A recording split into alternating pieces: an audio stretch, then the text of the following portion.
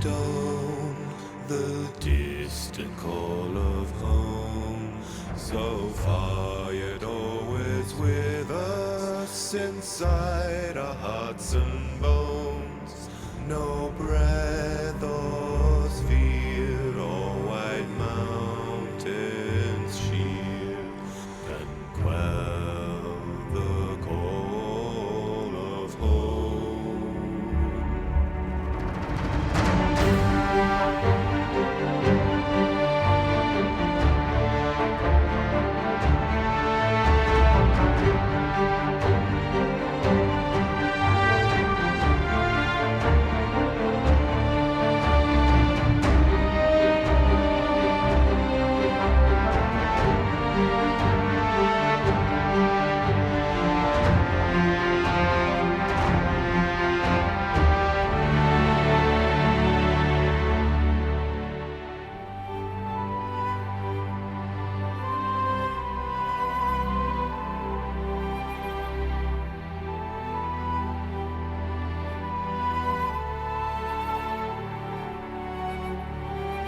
There is no heart that is quite as bright as the flame that flickers free.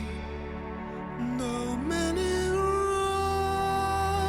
lay outside of my door, there is but one that calls to me.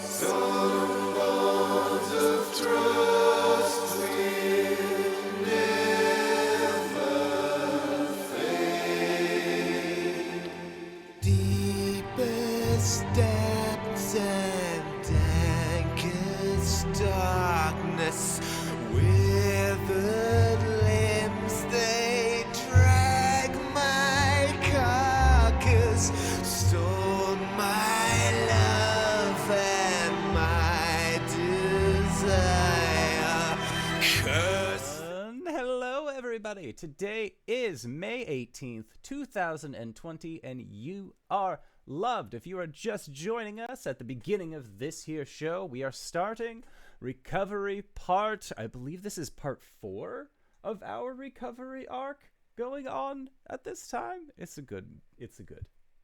I'm bad at wording, apparently, this evening. But, if you would like to help support this show so I can word better, consider going to patreon.com/indooradventures. We have an after show up there called Nights in the Courtyard, where we answer questions not only from each other, but also from the community.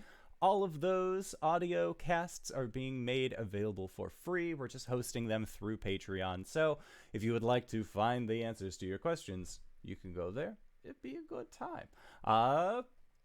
If you are looking for ways to help support the show, consider going to Indoor Adventure, no S at the end, .redbubble.com. We got t-shirts, we got posters, we got mugs, we got crop tops, throw pillows, bath towel, bath shower curtains. That's the word. maybe bath towels. We'll figure out how to get there.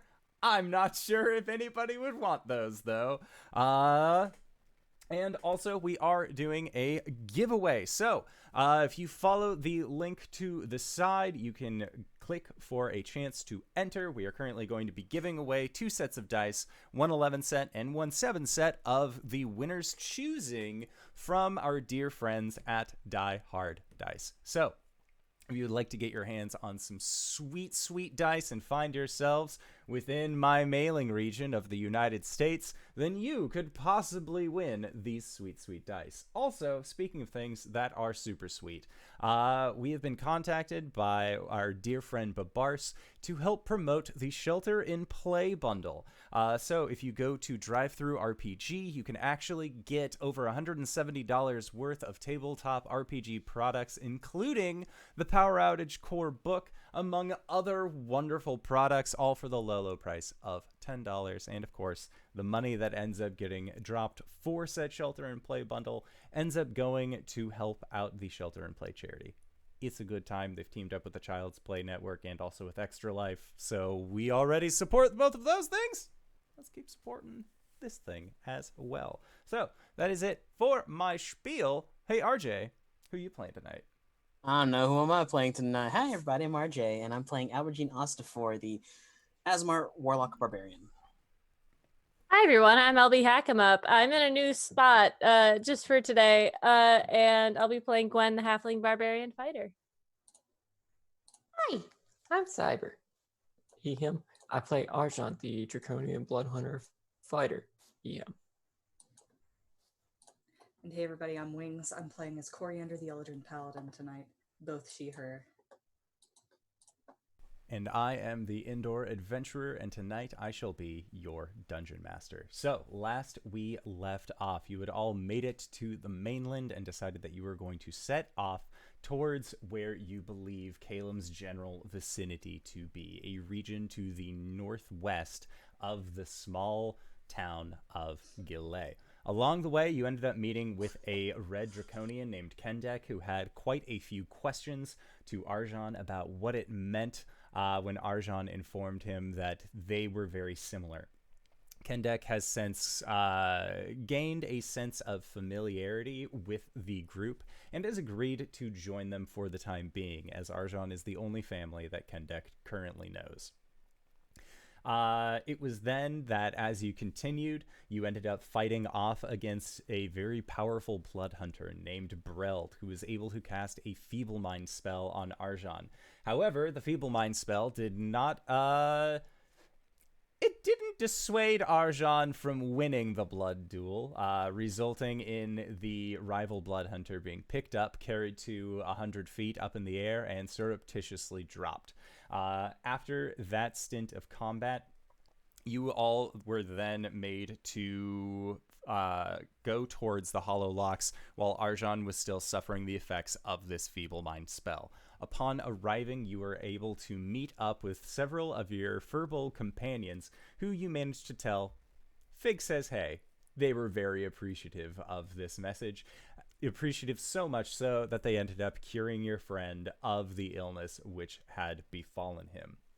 It was during this time that you ended up reconvening with Talon, the Dullahan leader of the Fey folk of the Hollowed Locks, who then informed you all that there had been a series of kidnappings within the Hollowed Locks, as 2 figures that he was unable to track have been going after Fey folk throughout the woods. The events seemed sporadic, and you weren't necessarily sure where to begin looking for these 2. It was then during the night that Arjhan, Gwen, and Cori all received a message awaking you from your slumber from what sounded like a mature-ish woman who said, "You must hurry. There isn't much time left." And Arjhan, you recognized this voice to be that of the Lady in Green, a spirit whose soul you had helped save the last time you were here in the Hollowed Locks ruins. So what is the group doing? Cori, I know that you had gone out to reconvene with nature and cast plant growth over the evening, so you are currently away from the rest of your party when you receive this information.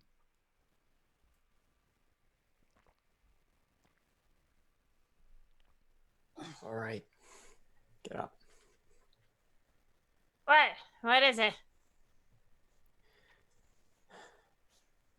We need to go. Why? Where are we going? I don't know. Did the lady in green say anything else that was pertinent? She did not, but that message was delivered to you, Gwen, and Cori. So, Gwen, you also heard that. Oh, I thought you said I didn't. I'm no, sorry. the only one who did not was Alberjean, because he was not here the last time you guys were here, so she doesn't know to tell him anything. Right. And Kendek. And Kendek is also peacefully sleeping. Yeah. Shit, guys, we gotta go. Yeah. Okay. So you awaken Kendek. You awaken Alberjean. Kendek asks if there is time for him to put on armor. Quickly. Is there time for him? It takes 10 minutes unassisted for him to put on his chainmail. I will help. Okay. So that is 5 Stand at a minutes. table and Yep. help. Sounds good. So, Cori, you also hear this message. Yep, she's got Ampleforth with her. So her eyes fly open, and she leaps to her feet, and she says, "Hurry, Ampleforth, we don't have much time." And she'll swing onto his back, and the two of them will back to the party as quickly as they can. Okay. And Alberjean. Oh, he's just quickly putting on armor and grabbing his greatsword. What's the problem? The guardian of the forest. I just said there wasn't a lot of time. Faye bullshit. There's a bit of urgency. Yes, it does involve the Fae. Cool. I think it involves the Fae, right? No, it's not Fae. She's not Fae, no. No, she's not Fae. Oh. Let's go, people. Put your pants on. Okay. And as you guys finish donning your gear, that is when Cori ends up coming up on Ampleforth. Cori, we got a message. Yes, no, I've got it too. Okay, did she tell you anything pertinent? She said, "Hurry, we don't have much time." Super informative. I never actually met the Green Lady. No. Okay. Well, where did I meet the Green Lady last? The last place that you had met her was in a small grove not far from the small city structure of the Hollow Blocks. Could I retrace my steps there? Yes, you could. Okay. We've got horses and stuff. Do it. Yeah, I'll start leading. Okay. Sounds good. So make a survival check. Also blood die. Yes. 6. Okay. So you... survival. Yes. 2. Okay. So Wait, does this involve Fae, Fiend, or Undead? I'll say it does. I'll say that this counts. 14. Okay. Wow, that is a much different number. Yeah, so with a 14, you are able to successfully navigate through the woods, and with your expediency, as you are getting close to arriving at this opened grove, you see the telltale greenish light that you know to come from this spectral guardian. But you hear what sounds like voices coming from ahead that are both masculine in nature, and you hear what sounds like the maneuvering of armor. And as you get closer, I would like for everybody to make perception checks.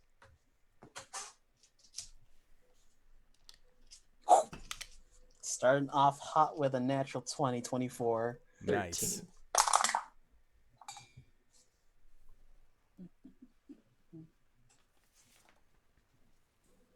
9. With D&D Beyond, it's never been easier to load your character sheet. 12. Okay. So, Gwen, you can't really see over the foliage. Your natural environment is once again playing against you. Cori, you are not sure where to look, but mostly due to this very brilliant green light that seems to be shedding from the internal area of this grove. Arjhan, you see the Guardian, and you see that there are two figures that are standing about 30 feet away from where she is.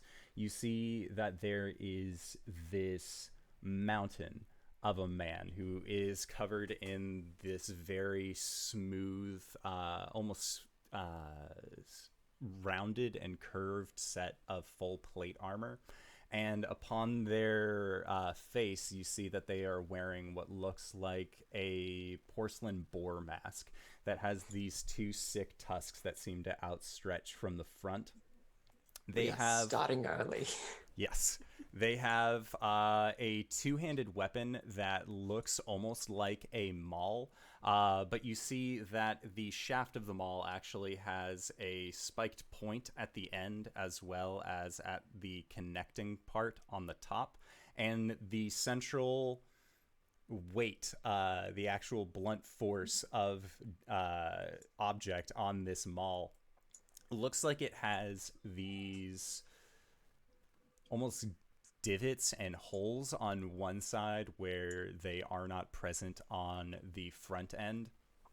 And the second figure that you see has jet black raven hair that extends down almost upon their entire back.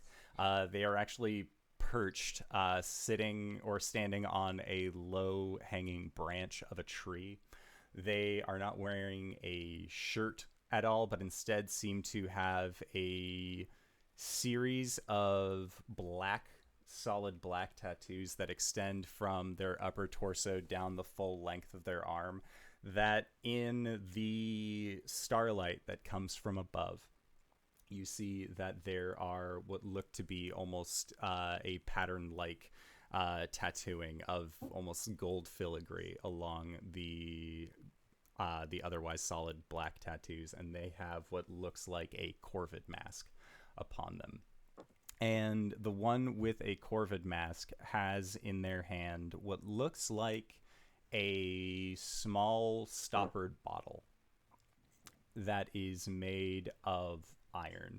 And as they point it forward, you see them undo the top part of the bottle, and Al, seeing this, you know what is about to happen. You haven't ever been on missions like these, but the ones that would go out like to talk about their captures.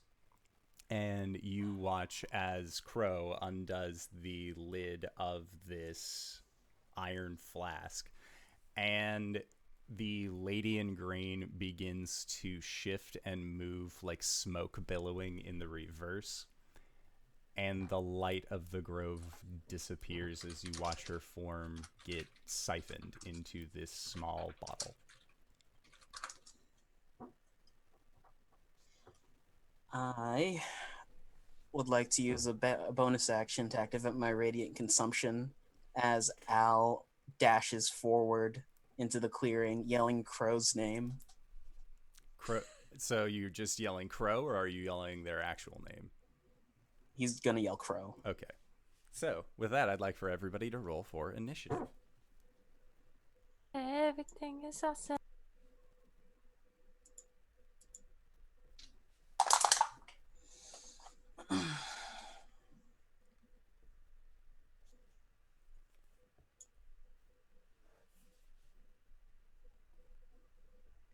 Okay, just a second.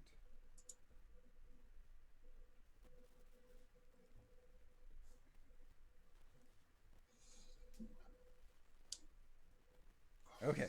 Got everybody. So...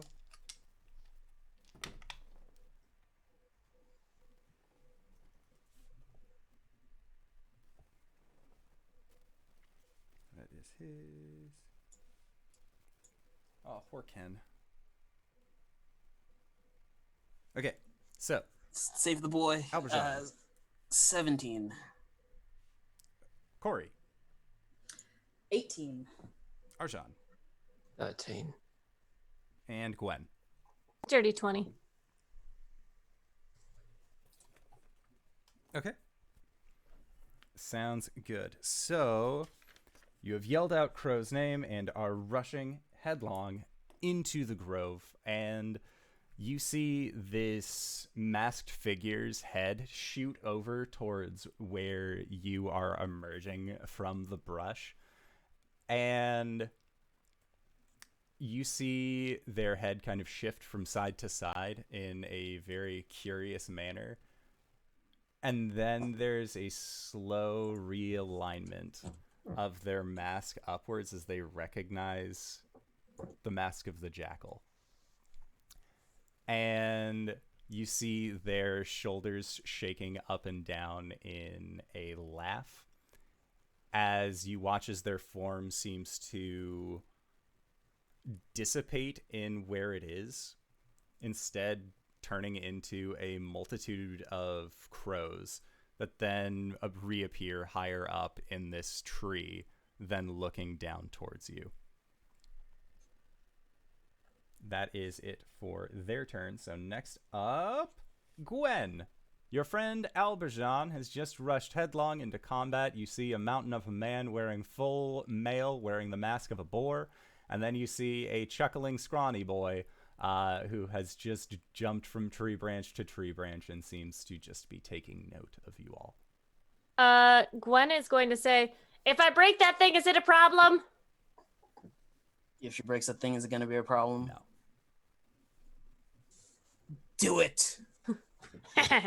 I would like to use my bonus action to Tiny Rage.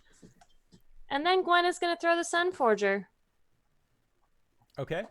And explode it. It's a 20-foot radius. Can I hit both of them? You would not. Crow had hopped up 30 feet into a tree. And he's the one who has the iron bottle. But to be fair, Gwen does not know. You were not able to see what had happened during that time.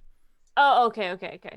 Oh, okay. But I can see him. Yes. He's the squishier one, right? He's not wearing any armor. Oh, he's gonna get it. X gonna give it to you. Can I get a 15 dexterity save, please? Okay.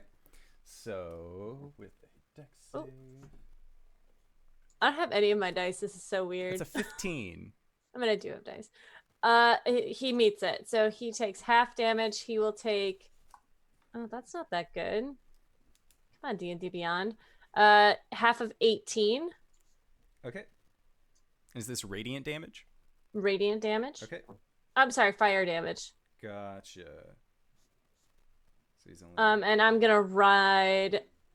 what I want to do is to ride Cybra into battle and then just jump off of her when I get there and attack the next person. So for sure. So can I get there? Yeah. Cool. On Cyber's back, you'd be able to. Wait, do I have that? Yeah, I'll action surge to attack that dude. Okay. With the Runtax. Oh, damn. How's it 29? Yeah, that'll hit. Okay, cool.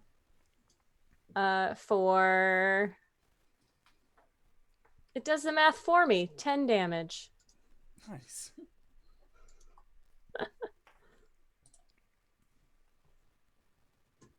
And I... Wait. Oh, I cleared it. I don't know if it added my rage damage. I don't think it did. But that'd be 2 more. Okay. Sorry, I'm not used to using this, but that's my turn. Okay. Action surge no. gives you a full round of attacks. Right, so I get another attack. Yes. Sorry. How's a 13 to hit? A 13 does not hit. Okay. And I'll shift around I'll shift through his square to be behind him. Okay. And I'm done. Sounds good. So then next up is Cori. All right. Cori is going to do something similar, in which she rides in on Ambleforth and then leaps off to land next to the boar guy. And she is going to cast Aura of Vitality. And Ambleforth just keeps on going if that provokes at all. They're just gonna let the horse go. It's a weird horse thing, but It they is a have weird no horse qualms. thing. It's a weird fey horse thing. Anyway, Aura of Vitality, and no one is hurt yet, but I have it up now, and that's a good thing. And as a bonus action, I will do nothing. I'm just gonna sit next to this boyo and be intimidating, hopefully. Okay. I'm threatening you. Usually by this point, people need healing. Sounds good. Alberjean. Only one person is gone. Looks up at Crow. Get down and fight me, you grackle. The mask still just continues to look at you and then begins to observe. He goes over to the tree where Crow is perched and slams his greatsword into it. Okay, make an attack roll. I'm gonna rage in addition to that. So I'm recklessly attacking this bad boy. Once. Twice. Dirty 20. Okay, yeah, that hits a tree. Yeah. For 15 points of slashing. Okay. The tree is now beginning to list. You actually took out a decent enough chunk of it that it is beginning to kind of shake back and forth. It is not toppled yet. If I plant my foot on it with a shove as I try and run up the tree as it's falling to get to Crow, a la anime style. Make an athletics check for sure. There are still tree branches that you kind of have to make your way through. 25. Okay. Yeah, so you can plant your boot on said tree as it begins to tilt down, allowing you to begin running up the side of this tree to chase after Crow. How far is he? He is 30 feet up in the tree. He gets a hand axe. Okay. Make an attack. Of course.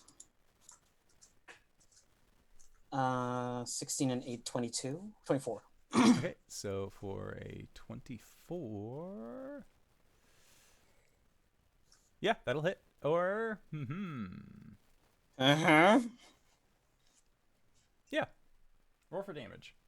9. Rage doesn't apply to throwing weapons, correct? It's just melee. Let me see. I just want to double check. I want to say it's weapon attack within With 5 feet of strength you. weapons. Oh. So I'm using hand axe with my strength, so... that is 11 points of slashing. Okay. So, as you throw this hand axe towards Crow... Sorry. Yes. 11 points of slashing, 11 points of radiant, so half that, if you have to. Okay. So they will actually go to... As this hand axe is coming towards them, they go to grab it. And as they do, they kind of begin to maneuver it in such a way where it looks like they're going to be throwing it directly back towards you. But there is a burst of this radiant energy, as it's almost like you lobbed a grenade at them with this hand axe. So the radiant damage then erupts in the palm of their hand. Okay. Sounds good. Next up is the boar. And the boar looks out at your group, sees Cori having just arrived, sees Arjhan and Kendek in the back. Cori, Arjhan, and Kendek, I need you all to make a dexterity save. Is this a spell effect? It is. Haha!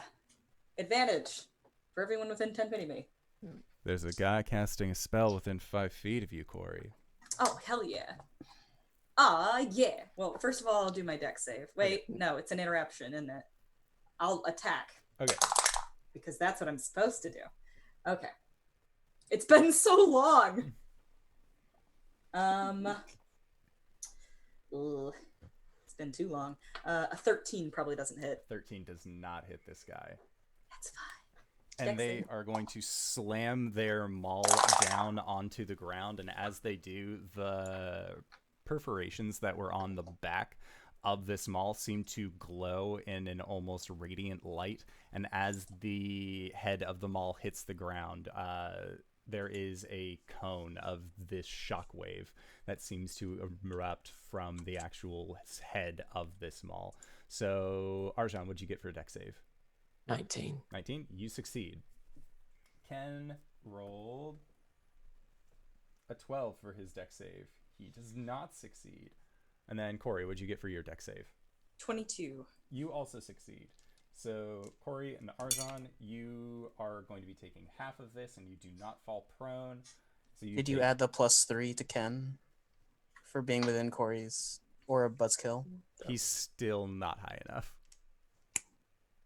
I tried, guys. So it is 15 points, and then for the both of you, that is halved, but Ken will take the full 15. And you see that he also falls prone. So that is it for their turn. Next up, Arjhan. Is there how far is the boar away from me, and how far is the crow away from the boar? The crow is, now that the tree is falling away from the fight, they are roughly about 30 feet away from the boar, and the boar is roughly 30 feet away from you. Okay, that's awesome. That's really, really great. Because what I'm going to do is I'm going to get right up in the boar's face, light my crossbow first off. And I'm going to need both him and Crow to make a dex save. Okay. So Crow gets and the boar is going to roll a 6 on that. Okay. Crow got a 21. But the boar got like an 8 total. The boar is going to be covered in acid. Okay. I'm behind the boar. Do I also need to make a save? Or do I get covered because he's fucking huge and I'm tiny? Well, I mean, it's if you were in a line between it and the crow. That's up to Idor.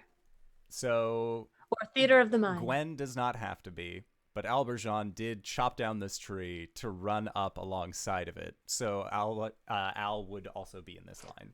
Sorry. 9. Al, you are covered in acid. You need to spend an action to get it off of you. Or do I? That remains to be determined. That's my turn. And I am right up in front of the boar. So this could be really bad. Okay. Or really good. Next up is Ken. Ken's going to use half of his movement to stand. And then he is going to use the rest of his movement to begin circling around from the side, seeing as how things like clusters and lines are pretty terrifying. He is going to try and stay as close to the side of most things as he can. He will still be ready, though, and he will take a defensive stance. Next up is the top of the round with Crow. So Crow sees Al rushing up the trunk of this tree, trying to make your way towards him.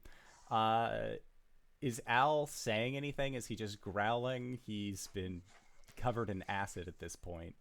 he probably stumbled a little bit as he got splashed in the back by acid, but it's looking dead at Crow. The lights like just blaring out of his mask and a roar on his lips. Okay. And you see Crow hunched down kind of into a squatted position, and then they jump towards you. And as they do, you see that they also have these kind of cracked lines forming along the seams of their personage. Much like you, Al, you know that Crow is one of these Scourge ASMR that were created during the experiments. And as Crow gets close to you, you see that they have a series of blades coming out of what look to be gauntleted weapons, and they are going to try and strike out towards you. So that is a 23 to hit. Did you roll at advantage? I did not. Thank you. A 23 to hit. Yes. Okay. So they are going to be dealing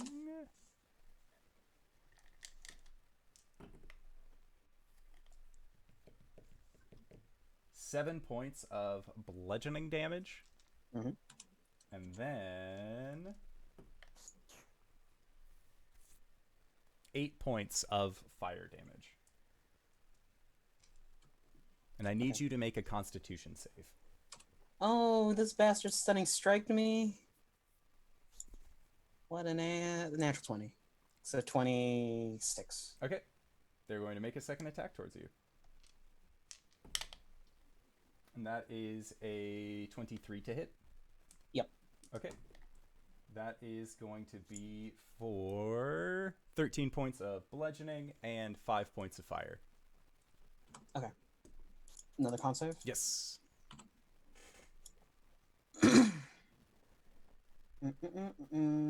23. Okay.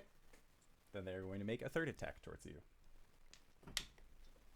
And that is a 17 to hit? Meets. Okay. And then that is for 11 points of bludgeoning and 3 points of fire. And with each connection that they make towards you, you see those fractured scourge lines that they have just seem to flare up, almost as if the fire is coming from within them. Mm-hmm. Did he stunning strike me on the third? Yes. 22. Okay.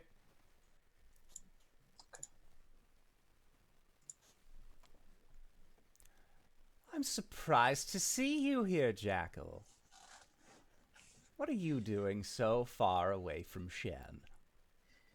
Arjhan couldn't make it, so I'm here on his behalf. The old bear. Next up is Gwen.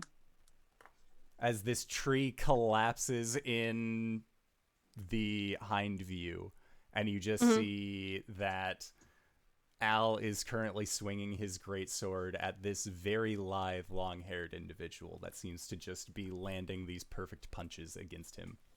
Solid. I am going to she gonna reach her hand out, and Grayskull is going to move over and from her move over and be in position flanking, just for cinematic effect, this gentleman that the Crow, and he's going to take an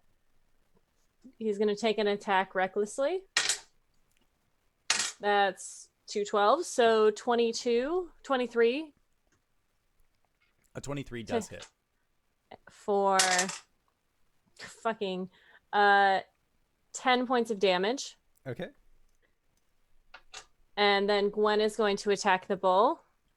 The boar. The boar, whatever. The boar. The bitch. That is a 27 to hit.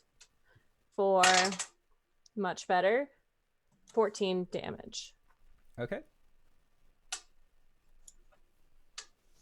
Sounds good. then. Anything else? That's my turn. Okay. So then next up is Cori. Alberjean, you're on deck. All right. Is Alberjean within 30 feet of me? With some maneuvering, he would be. As in, like, provoking an attack from this boyo, or? Not yet. You just kind of have to go around to the same backside that Gwen is on. All right, I'll scoot up. Oh, you want me to? Okay, that's fine. I'm gonna scoot on over there into cone distance, and I'm going to do Aura of Vitality, bonus action for Alberjean. That's gonna be 9 hit points for you, my friend. And I'm going to attack the boar. Okay. That's going to be a 23 on the first attack. 23 hits. I'll drop a second level smite on this. Woo! 1, 2. Another one for smite. Another one for 11th level improved smite. That's going to be... Holy shit, there's so much math. 8 slashing damage. And then 9, 17, 19 radiant damage. Okay. And then here comes my second attack. So you realize that the radiant damage that is being inflicted upon this individual doesn't seem to be landing with the same kind of severity as it would any average opponent. But knowing what you know of Al and these individuals being connected to him makes sense. That's fine. Second attack is a natural 20. Oh, shit. Okay. Hit. Oh my god, I might not have enough dice for this. I'm gonna drop another second level smite on this. What you can't kill with vulnerabilities, you just Keep whittle hitting. away as much as possible. Overpower with dice. You overpower with dice. Alright. Well, first of all, here's the slashing damage. 8,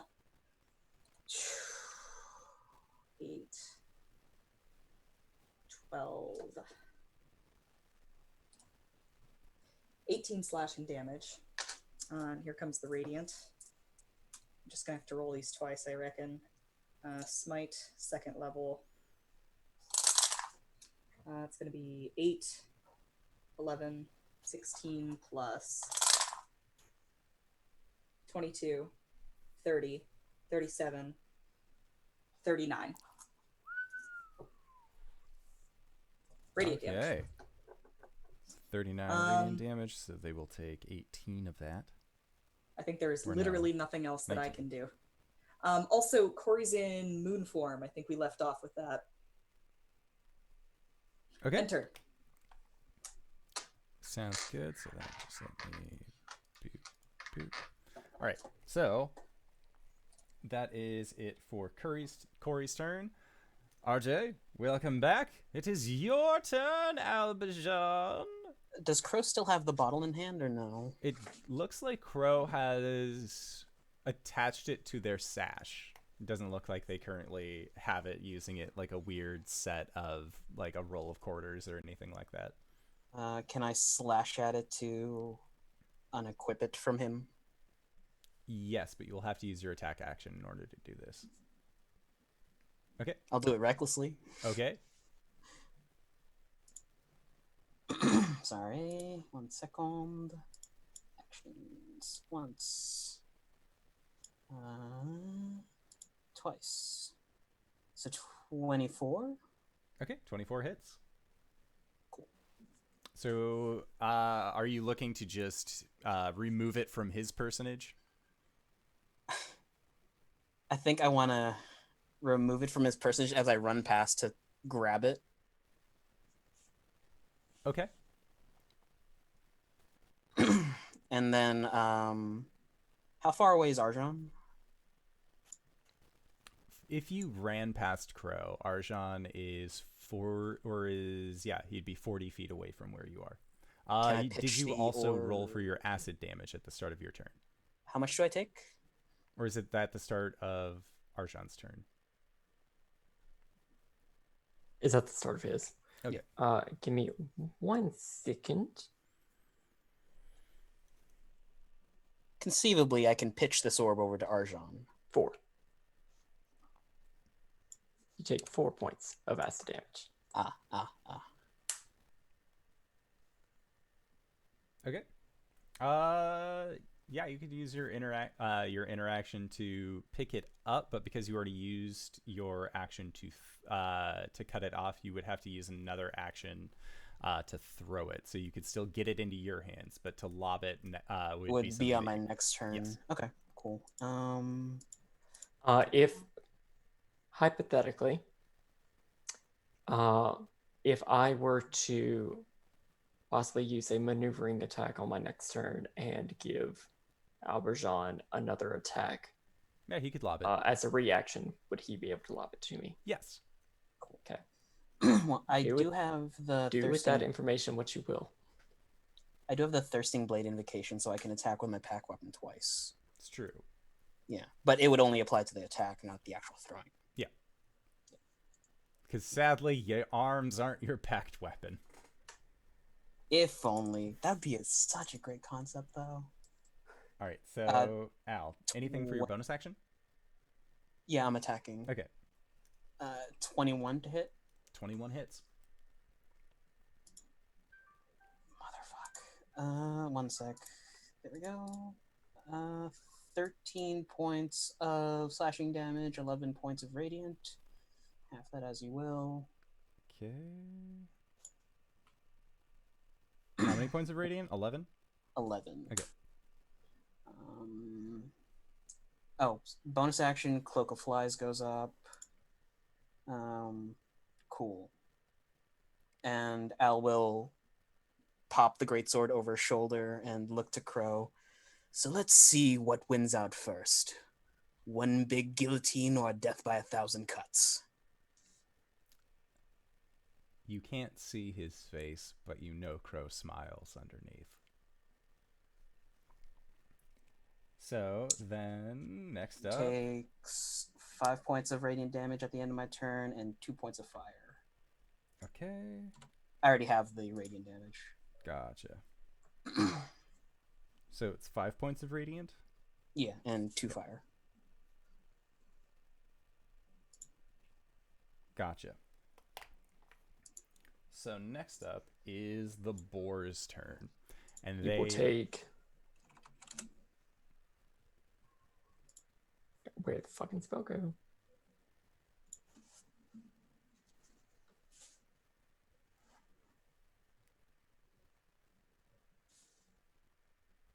Eight points of acid damage. Okay.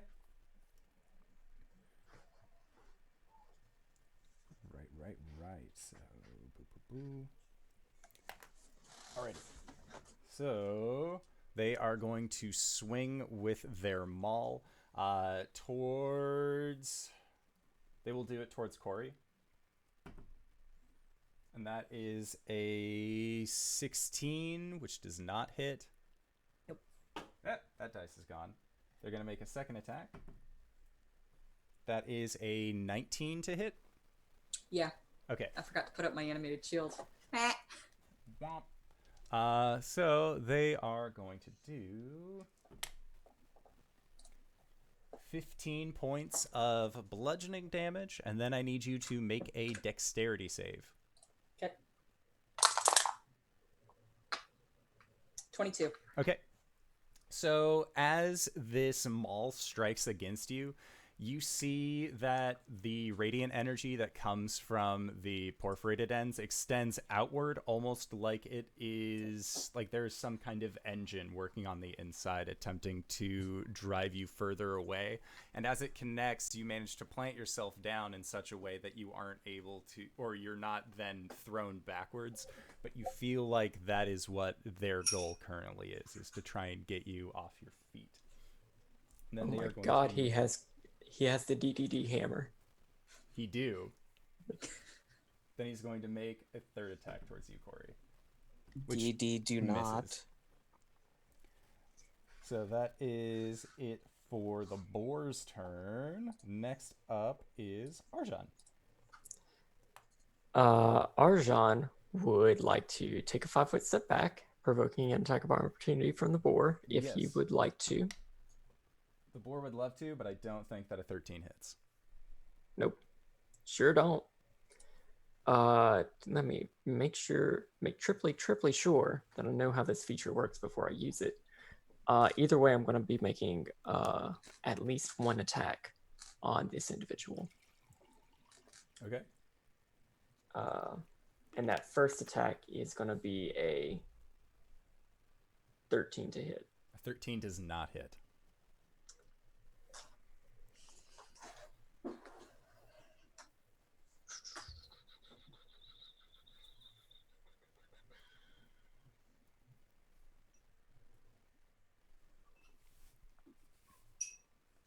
Okay.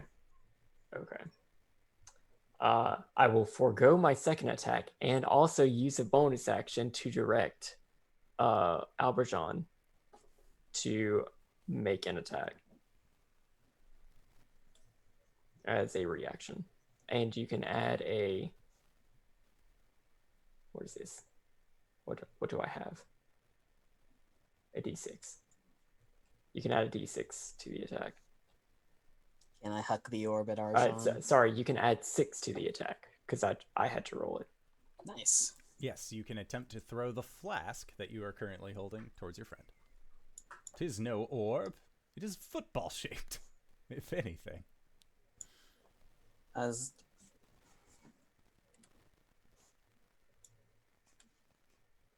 what's going on? I rolled another nat 20. Hi. Nice. Woohoo. Wah, wah, wah, wah. Bwomp, bwomp, bwomp, Womp, bwomp. womp, womp, womp, womp, womp, womp, womp, womp. Yeah, so you expertly huck this flask in the direction of Arjhan. I will say with the nat 20, Arjhan, you can just snatch it out of the air. Okay. And I would like to use the rest of my movement to just back away, fly and back away. Okay. Sounds good. So that is it for Arjhan. Next up is Kandak, who is going to place one hand on the hilt of his greatsword and is going to close his eyes, take a deep breath in, and as they exhale, it's not even that chilly out this evening, but you just see a curl of either smoke or steam come out of their lungs, and they are going to use their fighting spirit ability to give themselves some temporary HP and advantage trying to attack this here boy. And they are going to rush up against the boar, and that is a 19 to hit. Yeah, 19 to hit, and he does so for... Yay! For 13 points of slashing damage. So, 1, 2. And he's going to make a second attack. And does not hit with the second strike against the boar. Next up is Crow, who looks at you, Alberjean, and says, "Why don't you just give it back? You don't even know how to open those things. Could save ourselves a lot of trouble."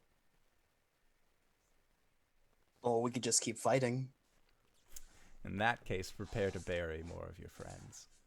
And he is going to try and make a series of strikes against you, which you had Which attacked all him, have disadvantage. which are all even, because he had recklessly attacked him last turn. Ah, yes, yes, yes. So that is a 23 to hit. Ear? Okay, so I need you to make a con save. Oh. Oof, owie. 18? Okay, 18 succeeds. You are going to be taking 13 points of bludgeoning damage and 6 points of fire. They're going to make a second attack against you for a 21 to hit. Yeah. That- -7 on this one. Okay, so then you will be taking a marginal amount of 11 points of bludgeoning, -7 reduced to 3, and then 5 points of fire. Cool. Make another con save.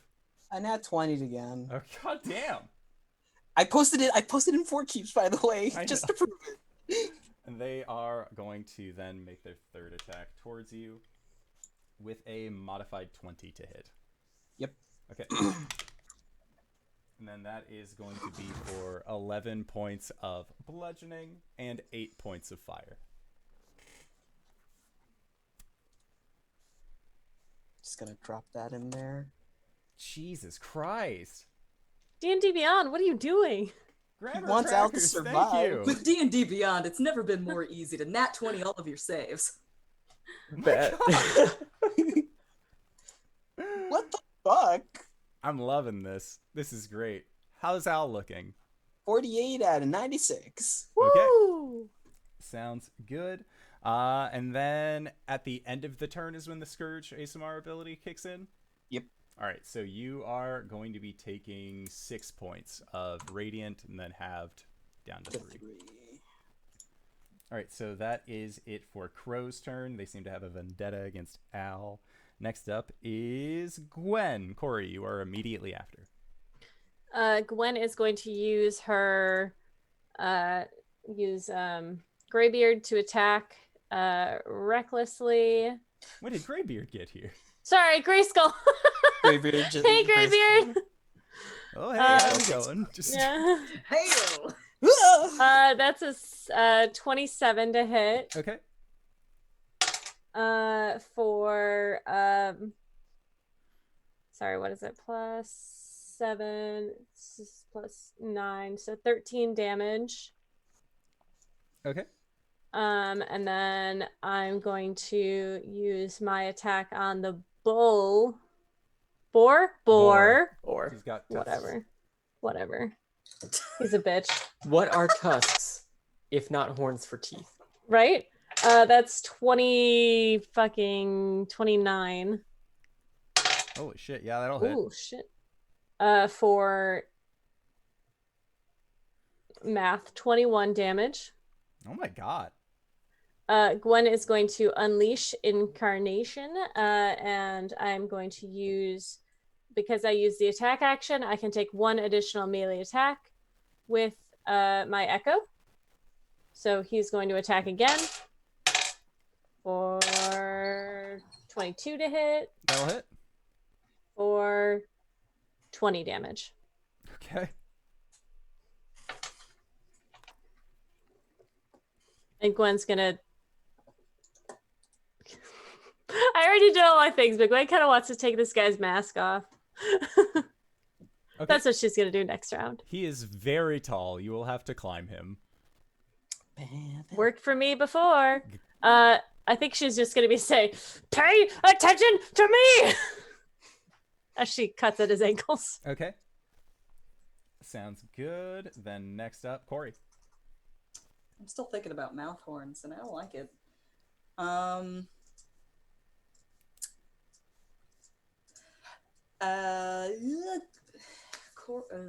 Okay, Gwen seems like she's got this handled. She's going to...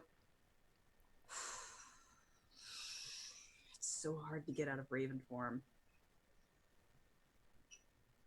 Fuck it. She'll drop to Raven form, and she's going to face step next to Crow and Boyo McGee, Al.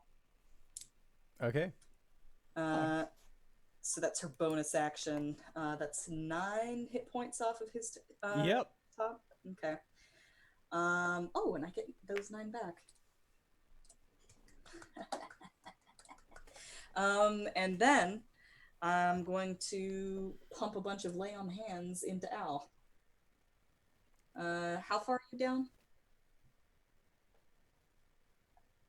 Hella. Oh, that's... I scooted past him on the tree, so I'm like behind him now. Yeah, she face stepped over. She's asking how Okay. far down are you in HP? 45 out of 96, so 50%. 50? About 50%, yeah. But I'm at like, I'm looking for 45 an out actual of number here. 96. Oh god, 45 out of 90. Oh, that is 51. 55. 51? 51. I'll give you 50 hit points. Holy shit.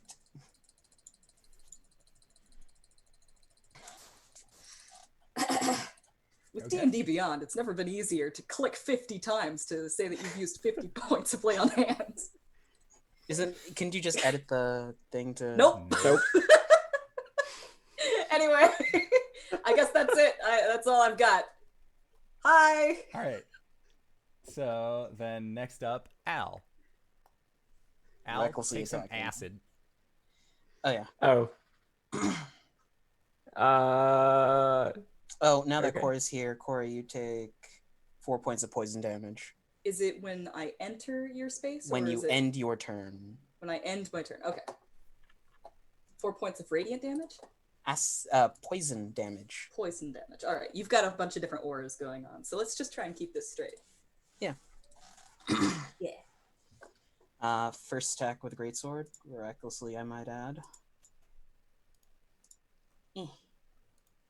Oh my god. 21.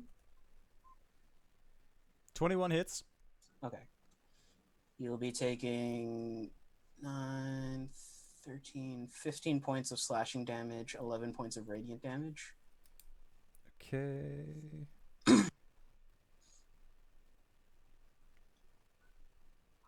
And for my second attack, I'm going to drop my greatsword and grapple him. Okay. Make a grapple check.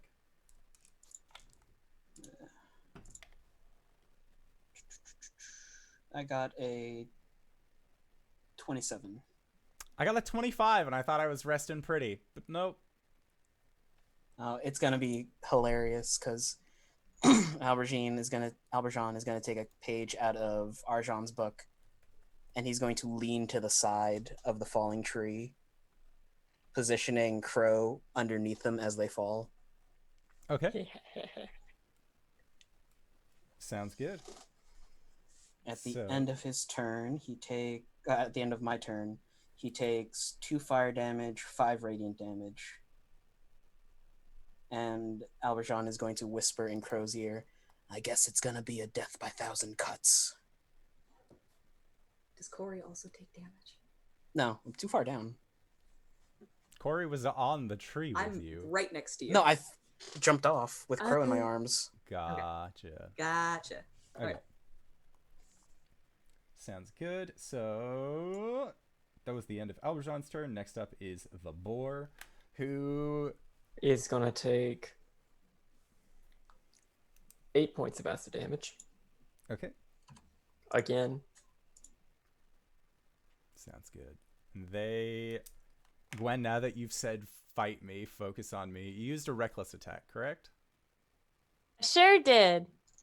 So the boar is just going to turn and look towards you, and you hear almost like a snout kind of sniffle coming from the inside of the mask, and you feel some sort of magical effect wash over you Mm-hmm.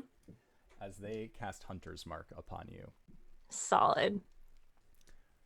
And then Bro. they are going to make an attack towards you. Do it, do it, do it. All right, so is a I don't. 17 to hit? Yes. Okay. I don't know why, as Gwen, I just get so pumped when people attack me. So that is going to be for 17 points of bludgeoning. And then Okay. make a dexterity save. This is from a source you can see.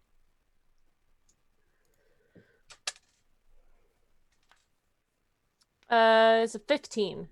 Okay. So a 15 is exactly what you needed. So they are going to rear back and make a second attack towards you. That is another 17 I should get better armor. for 13 points of bludgeoning damage. Okay. And then make another dex save. Okay. 14. Okay. On a failure from this dex save, the target is pushed 15 feet backwards.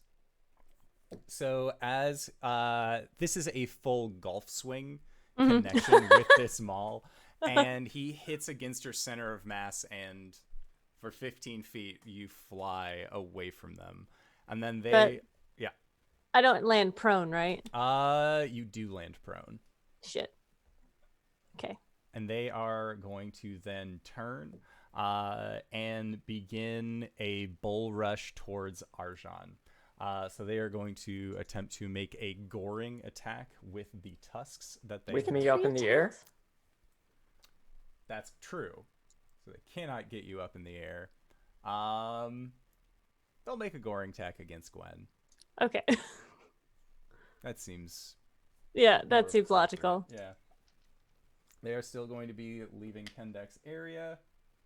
And your boy hit with an opportunity attack Woo! Woo! Get that money. for 10 points of damage. Get it. Okay, and then that is a modified 20 to hit. Mm-hmm. So from the goring strike, that is 15 points of slashing damage. Okay. And when they rush forward, they don't run necessarily. You see that their back legs kind of twist out a little bit, and they land on their on their front-facing hands, holding their Urgosh in one side, and they just begin rushing towards you, scurrying as they go. Get the So you're fuck outta saying here, his Ford. you're saying his face is close to mine. Yes, his face is currently, embedded in your chest. Solid. Do I notice, does he seem like a barbarian or... He does not. Okay. He just seems like he likes fighting. All right, so that was it for the boar's turn. Next up is Arjhan. Okay. So there's a boar on top of Gwen. Yes. There's a crow that Alberjean is on top of. Cool. And I've got a bottle that is topped off in my hand. Yes.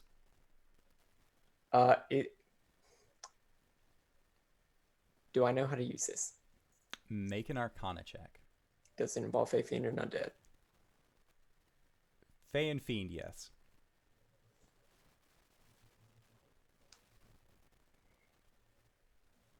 All right, I'm going to take the advantage because I don't really like that natural 1.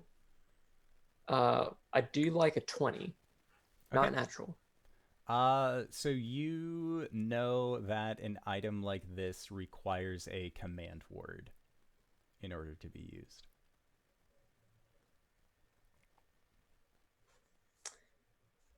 And I didn't hear anything before that. You did not.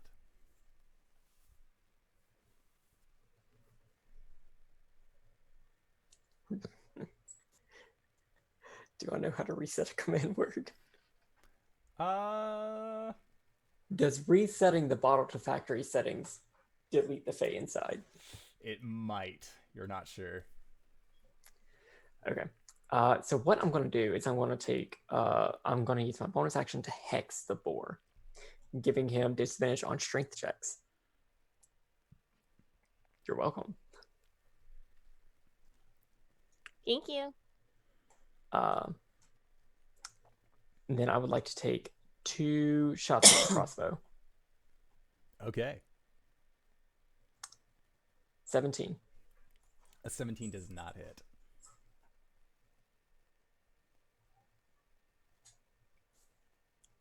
17. Still no. Hmm. Not this time. That's my turn. Okay. Sounds good. So then it is Kendek's turn, and they are going to run after the boar as well, and try and make a heckin' stab against him. He is unable to, and unable to. Good job, Kendek. You tried. Next up is Crow's turn. And Crow is currently plummeting out of a tree.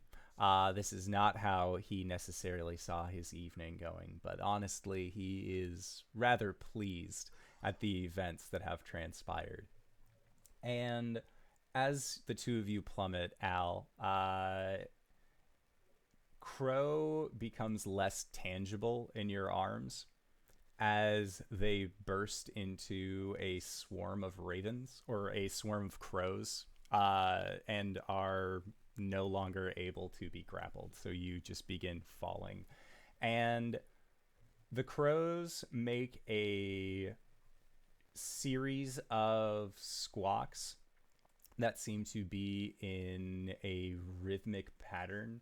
Al, you would know that this is a code that is generally used by members of your old order that are able of wild shaping.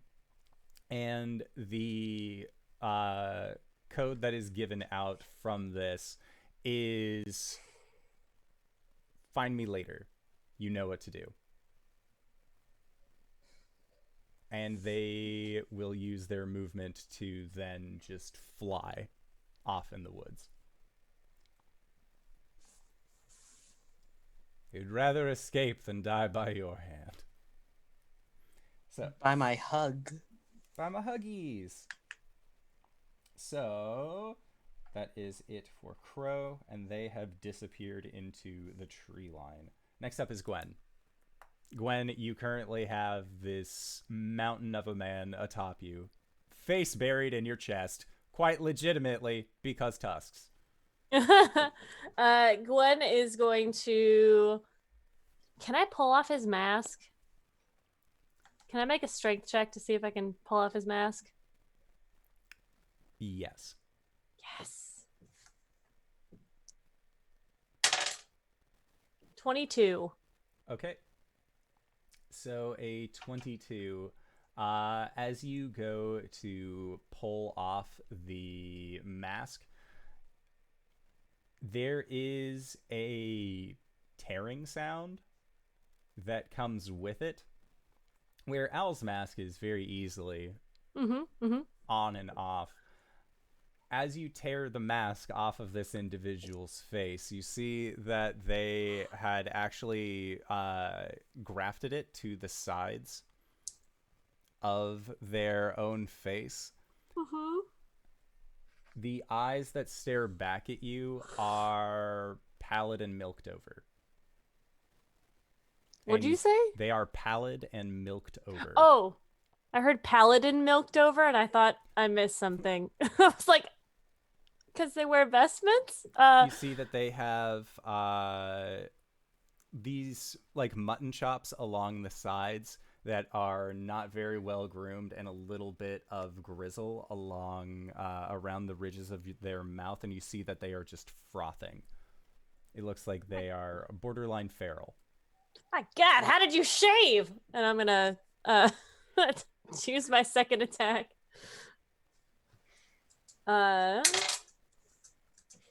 Recklessly, which is why not. That's a 25 for. I'll reroll that. Same. 13 damage. 13. Mm-hmm. Okay. And I want to move. I don't remember if dismissing my echo is a bonus action. Oh, I can move. Okay, he can move 30 feet. Can he get to me? I would say yes. Okay, so I'll just have him move up. As I think that's part of my bonus action. Oh no, I can just do it. Okay. Then on my bonus action, I'm going to just give this guy what for and tell him he's ugly. I'm going to hurt him with words. They snarl at you. And it That's it. seems like There's no one home. Inside. I do not feel bad then that I ripped off his mask. No. So then next up is Cori. Cori, First you of are all, on a falling tree. I am on a falling tree. How far away did that swarm of crows get? That swarm of crows got 40 feet into the tree line.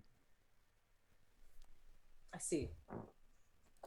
Assuming I could get 10 feet closer by running up the tree, I could misty step towards them, and oh, I'm a fucking idiot. This is a shape changer. Moonbeam. Okay. Make a perception check.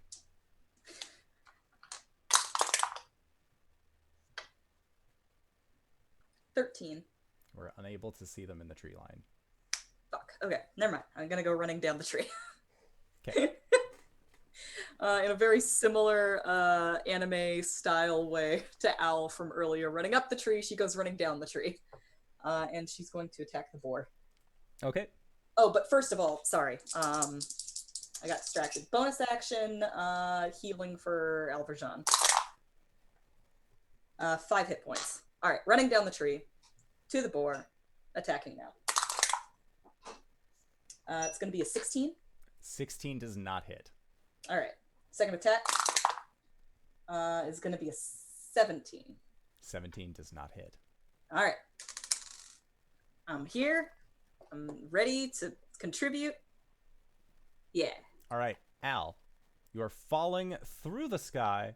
You are sizzling from acidy damage. How much acidy damage do I take? You take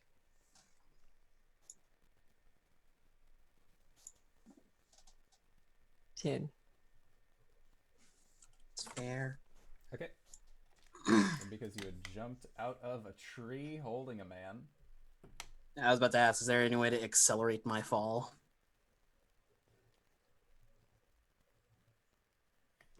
When you hit the ground, you take 15 points of bludgeoning. Reduce to 7. Yeah. Arjhan stands up, kind of groggy, his greatsword right next to him, picks it up, and then starts running towards the boar. Can I make it there? Yeah, right? Yeah. Cool. Crow's gone. So here we go. I'm gonna drop a 2nd level smite on this. No, I'm not. 15 does not hit. It does not. 2nd attack. Dirty 20. Dirty 20 does hit. I'm doing 4th level, so it's 5d8. Cool. Roll that plus that. He takes 14 points of slashing damage, 11 points of radiant damage, and 29 points of force damage. And he's knocked prone. So what are those numbers again? Sorry. Sorry, he takes 29 Okay. points of force damage. He takes 14 points of slashing damage, 11 points of radiant damage, and he's knocked prone. Okay. And he just sort of tilts off to the side when you hit him. Do I see his face? You do. You see Alberjean's shoulders just sag and turn. At the end of the turn, he takes 5 points of radiant damage, 2 points of fire damage. Do I also, because I'm underneath him? Yes. And So- of course, So your does ghost Cori. pops. Sorry. Thanks. What? How much damage was that?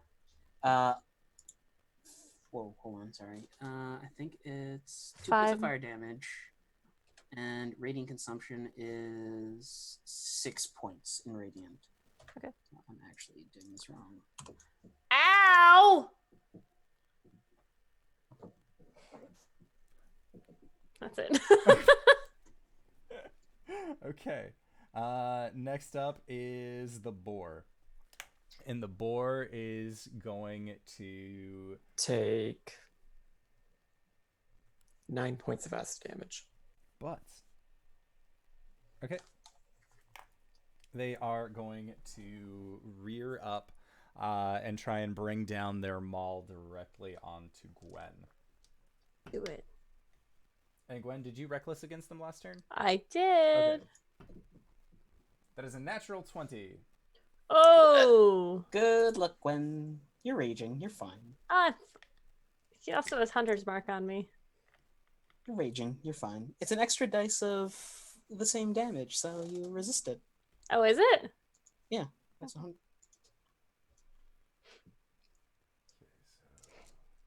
He's doing a lot of math over there. He's I mean, doing a lot of dice. Technically, it's magical. I don't know if you resistant specifically like magical. I don't know. Take a total of 47 points of damage. That's what I take, or is that halved? That is not halved. Okay.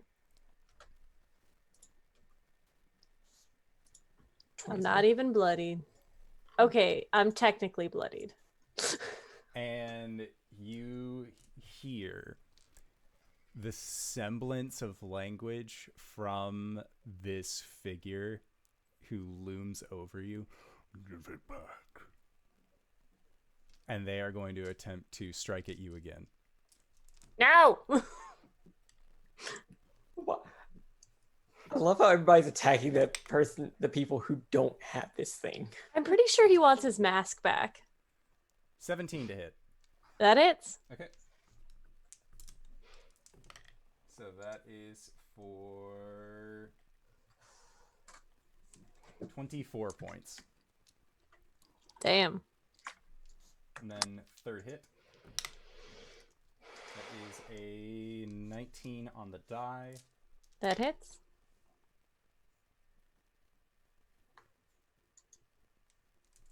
For 23 points of bludgeoning. Cool. As they just bring this large hammer down upon you for multiple interactions of the thing. That is all that they can do at this point, though. They seem to just be focusing primarily on you. Next up, Arjhan. Do I perceive? End of their turn, they take 5 points radiant, right? No, they take 4 points of poison damage. Okay. Sorry, this is a lot to keep track of. Arjhan, Do I see a whole bunch of crows flying off in the distance? make a perception check. 5 You do not. with a natural 1. Ooh, no. You do not at this time. That's fine. That's fine. That's fine. That's fine. I'm going to attack Zebur. Okay. 24. That'll hit. Okay, I have to roll many different dice for this. 10 points of piercing damage, which is magical. I don't know if He does not anything have affect- any negatives. Okay. And then D4, D6.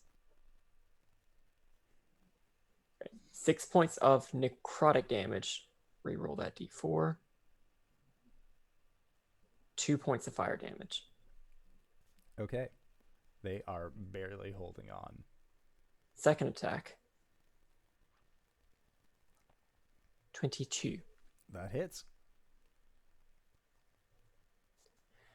All right, that's just +4. Okay. No resistances to any of that, right? Resistance to the necrotic. Okay, so 1 necrotic half to 0. Okay.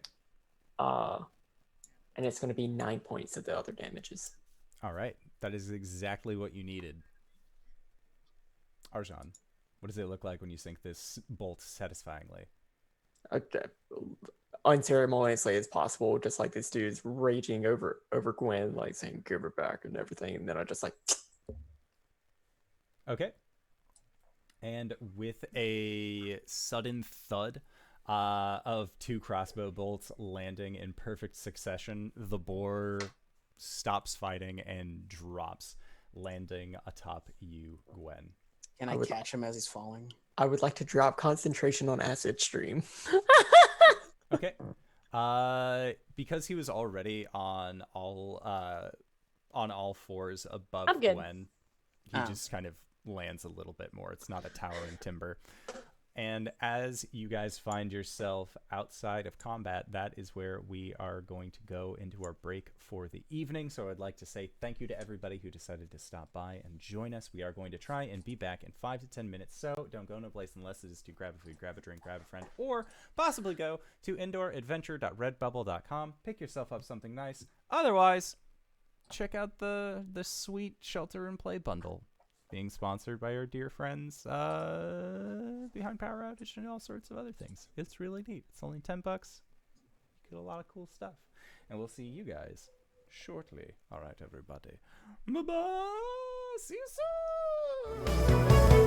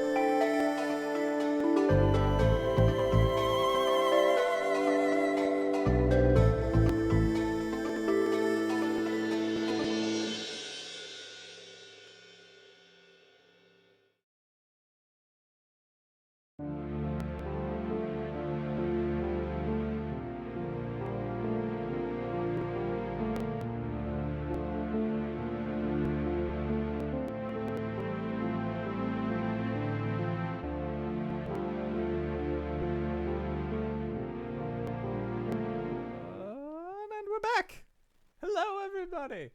What is this? I see. Well, good for you. Oh no, that's bad. What did you drink? Soju that's been there for like 2 weeks. Oh, Cyber's just going to town. This is wonderful. Connor. Mistakes have been made. Connor, no! So, Everybody drink some water. everyone drink water. Make sure you look. Very important lesson here at the end of our adventure stream. You hydrate or you dihydrate. There is no Hell yeah. in between. So, you guys have just slain the mountain of a man, the boar. You ripped the mask off of his face, and they lay slain about you. We did also point out over the break that this individual, being a member of the of this ASMR clan, has 2 souls. So Arjhan, there's a twofer opportunity. Should you like to dedicate these kills to your lady queen? I do not. I immediately start casting Identify on the flask. Okay. Sounds good. So it's going to take 10 minutes in order to cast, in order to do the ritual casting of it. So anything else that anybody would like to do during this time? I cannot cast ritually. Oh, okay. The spell does take a minute to cast, though. Gotcha. Okay. So there's a minute while you were doing this. Corey's gonna run up to the boar and drop a point of lay on hands into him. Dead as a doornail. He's pretty dead. All right. She is going to lay her sword down on the ground.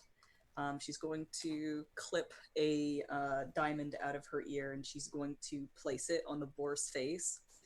And she's going to speak to him and say, "If you want to live, then give me your name." Nothing comes. They are deceased. She tries this for a few moments, and then eventually giving up, just like makes a fist with that diamond in her hand and punches the ground once. Gwen is still trapped underneath this thing, but you can. Oh, I'm gonna huck this. I'm gonna huck Yeah. this guy off me. I'll just like flop him over. Is it cool if I keep this? I hold up the mask. Uh, Oh, I ask that you don't keep that. we could And- use it though. Al will take his mask off and kneel next to Emil. He seems at peace. You see him bend over and touch foreheads with the boar. You can rest now, brother. And from behind, you can see that the armor has eaten away at Al's back, and you can see what looks like a jackal skull that's along like the broad of his back. With like tribal markings going up to the arms and what looks like tally marks.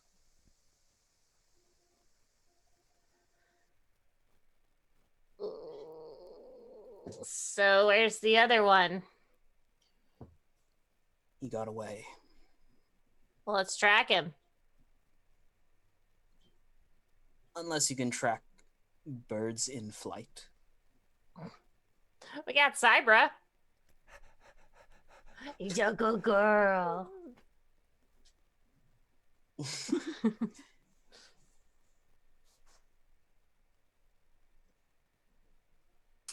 Yeah, the casting. Yeah. So after a minute of casting, your identify spell lets you know that this is an iron flask. It is a very powerful magical item that you have actually seen before in your adventures. Warfan girl, thank you for the raid. Hello. Hello. If you haven't heard it already, check out the sale at Drive-Thru RPG. It's pretty cool for shelter and play. Wait. Kitten raid. Say hi. They're so No. Say hi. She's sleepy.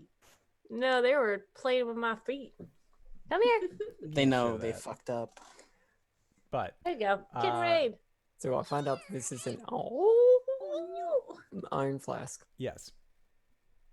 As far as the command word,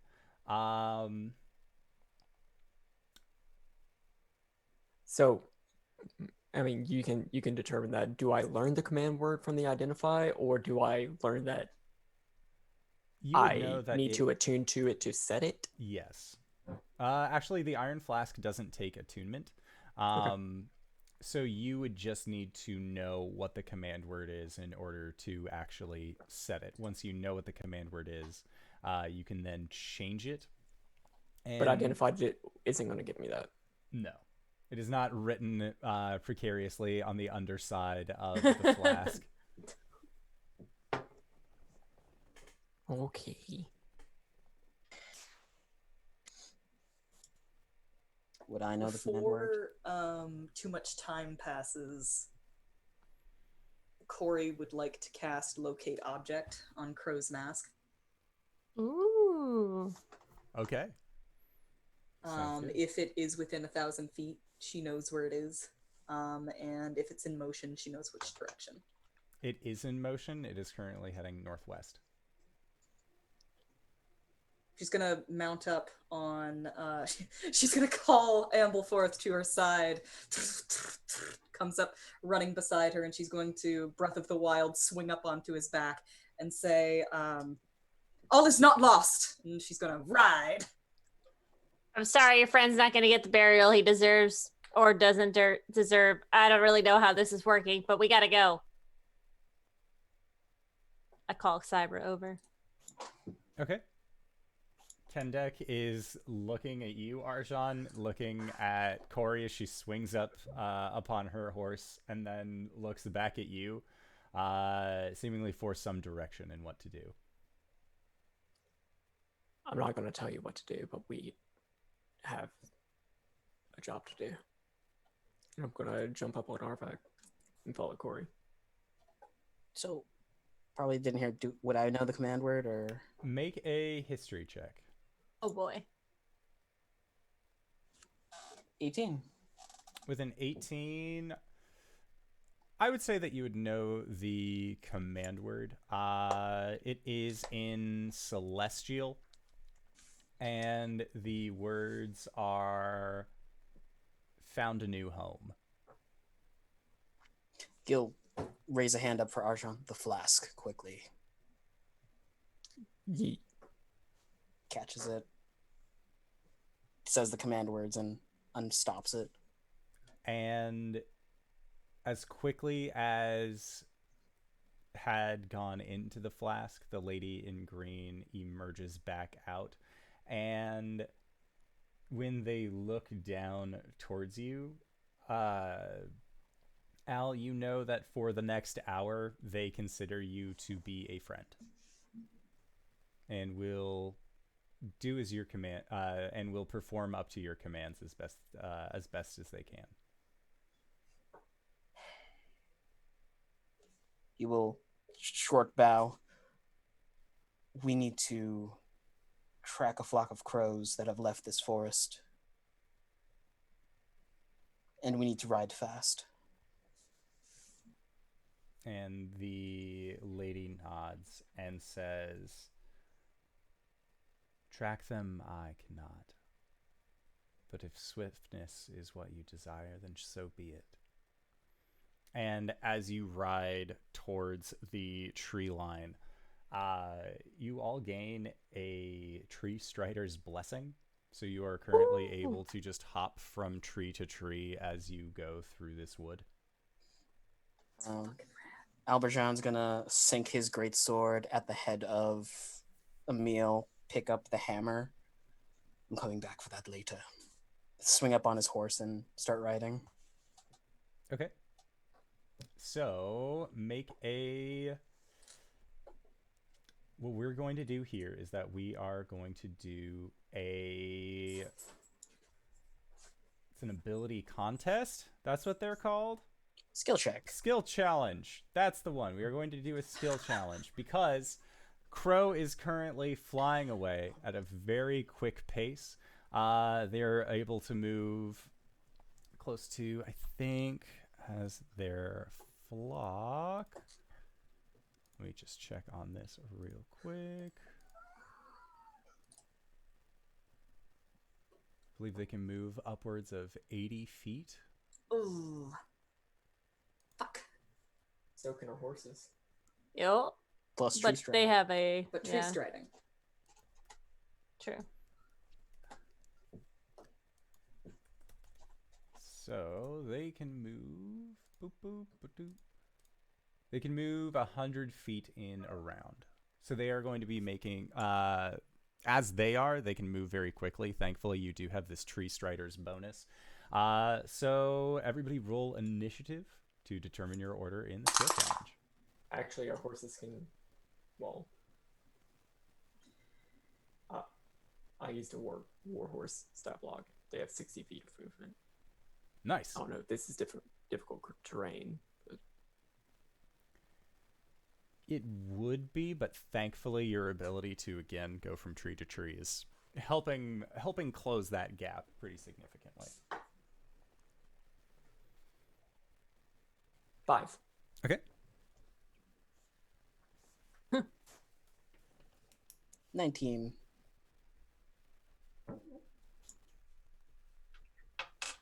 Gwen 14. Poor Cybra. and Cori. 3. All right. And Ken is just following at this point, so he will not be, unless you guys want him to, he will not be participating in this skill challenge. So, for that, the first one, Al. How would you like to try and catch after this flock of crows? Fuck. I guess I'll be using perception to guide the horses through the tree strides to the quickest point to Cori. Okay.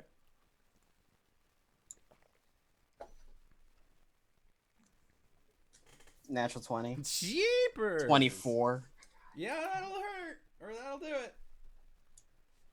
Okay, so that is one success. Then next up, Gwen. Okay, I'm going to use my survival to help track because Cyber is really only good at a couple things, so and one of them is perception. So survival. Ooh, 7. 7 does not succeed. All on this skill right. challenge. So as you are currently trying to help, Cybra is having it's almost like a stop-start mentality where they go forward, run a little bit fast, turn around to make sure everybody else is still coming along, even though you are wanting her to, continue running and make sure that things actually go successfully. But she seems to be a little caught up in the pack mentality of the fact that you guys are all running and you're running so fast. This is great. So then next up is Arjhan. Would I be able to, I know Gwen already did a survival check. Would I be able to look for possible breaks in the trees or anything using an investigation check? I'd allow investigation. 22. Okay, with a 22, you are certainly able to do this thing. As you are rushing through these woods, being able to make out things in the tree line is a little bit difficult. You are nearing a new moon, so there isn't a huge silvered coin in the sky shedding light upon everything, but given that circumstance, you are still able to keep a good eye out and make sure that you are maintaining the correct direction. So that is a success. Cori. I would like to use a persuasion to effectively communicate to the rest of my party which direction the crows are going. Okay.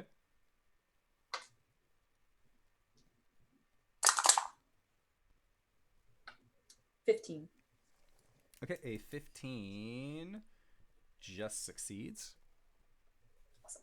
And you guys can feel yourself making quite a bit of a close in on where this crow, this flock of crows has flown off. I imagine the way that her locate object spell is working, I'm invoking a lot of video games, works the same way as it does in Shadow of the Colossus, where she's riding on the back of the horse, she's got her sword up in the air, and like, you know, she lines it up until all the beams of light converge into one direction, and then just, yeah! Okay. I dig it. Ow. We're back at the top with Yi.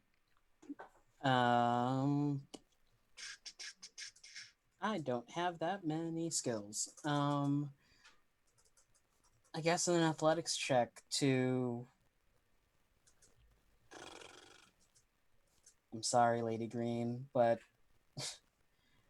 maybe there are obstacles in the way, and he rides forward and just smashes it with a great hammer. Okay. There's a boulder. Neon, a boulder! 16. Okay. 16 is a success, so you were able to smash that there boulder out of the way. It was a nice boulder. And you guys are two successes. It was a large boulder, but now it's the size of a small boulder. You're 2 successes away from completing this skill challenge, so you feel like you are within several hundred feet of where the crow has flown to. At this pace, you know that it will be only a matter of seconds before you are upon them. So, Gwen. I am going to use Cybra's perception for this because she good at it, and pack tactics, so I get it at advantage. Okay. 22. Okay, so a 22 is successful, and Cybra is able, being a wolf herself, is able to very easily find the nature trails and kind of like the deer trails that most horses wouldn't be able to take, but Cybra is so quick and agile that her form is able to quickly gain momentum. And at this point, Gwen, you can see this cluster of crows flying through the air at a expedited pace. So then next up, Arjhan. I would like to use Arcana, and I would like to, if I know how Cori's locate object is working, if I know like what the Fae or other extra entity stuff going on in the Fae in this forest, if I know how all of that is like leading us to there, just like, I don't know, try to like arcanely triangulate like where it's leading us and see if that like maybe there's a better path there. Yeah, I'm here for it. 15. 15 is just enough. So, Arjhan, how do you lead your group to catch up with this swarm o' crow? So like with Cori's locate object, I think like the beam is like starting to pass through a couple of the trees, and specifically it goes against like, I don't know why, but the words mini sequoia are jumping into my head. Sure. So we're gonna go with that. They like pass through one of them, and Arjhan's like, no, go that one with that 9 charisma. And maybe he like dashes ahead on Arvac and guides his horse to like jump through that sequoia, and wherever it leads, we hear the fluttering of crows atop it, and then like hopefully everybody else also jumps through that tree. Yeah, no, they do. At this point, this skill challenge has been successful, and you are riding directly underneath this grouping, this cluster. So, can I shoot him? Yes, you can.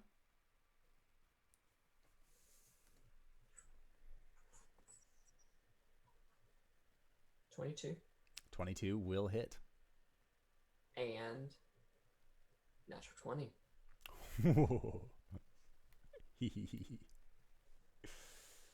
That'll hit for sure. Please don't kill this one. You can't subdue unranged. I have really good aim. So it's going to be 12 for the first one. Okay.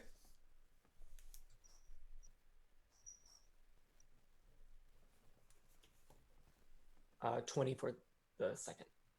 Okay, so as the second bolt shoots into this grouping of crows, you watch as they all seem to disappear into a almost ash-like substance, and in their place is a humanoid wearing this very articulate porcelain mask of a crow that is sailing through the air for a brief moment, and then they catch themselves onto a tree branch, and they are going to begin trying to escape, this time without the help of their broken crow form. Cori. Can I tree stride into a tree and then out of a tree at an elevation? I will say yes. All right. I'm going to literally jump off of Ampleforth sideways into a tree and then just like zoom out of a tree and try to grapple him Okay. with my one arm. So probably at disadvantage. Ooh. 13. 13.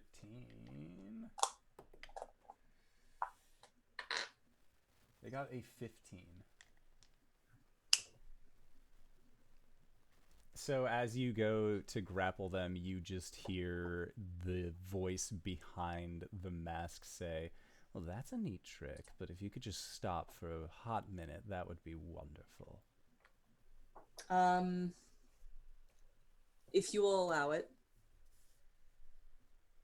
I imagine she like tussles with him for a moment and he like gets past her and starts running. Can I channel divinity? Yes. Nature's Wrath. I'm going to try and grip him with that. He needs to do a strength or dex saving throw. It's choice. Dex save of a modified 20. All right, he's fine. Okay. How I far did up my are they? best. That has literally never worked. It's fine. That's all right. They are up in the tree lines again, so about 30 feet up. Alberjean is going to track Crow on the tree, point up at him, and cast Hold Person Okay. with 16. He is not wise enough for that shit. And their body just goes a bit rigid as they are held. Quickly, Cori. Flips her hair out of her face. She walks up to him and gets her arm around his neck, and then falls into the tree and pulls him with her. Okay. And you arrive on the ground. They are just dragging this held individual. And they see that they are surrounded. They still have their mask on. I'm gonna lean up to Al and just say, "Don't we want him to lead us back to where Caleb is?" Unfortunately, yes.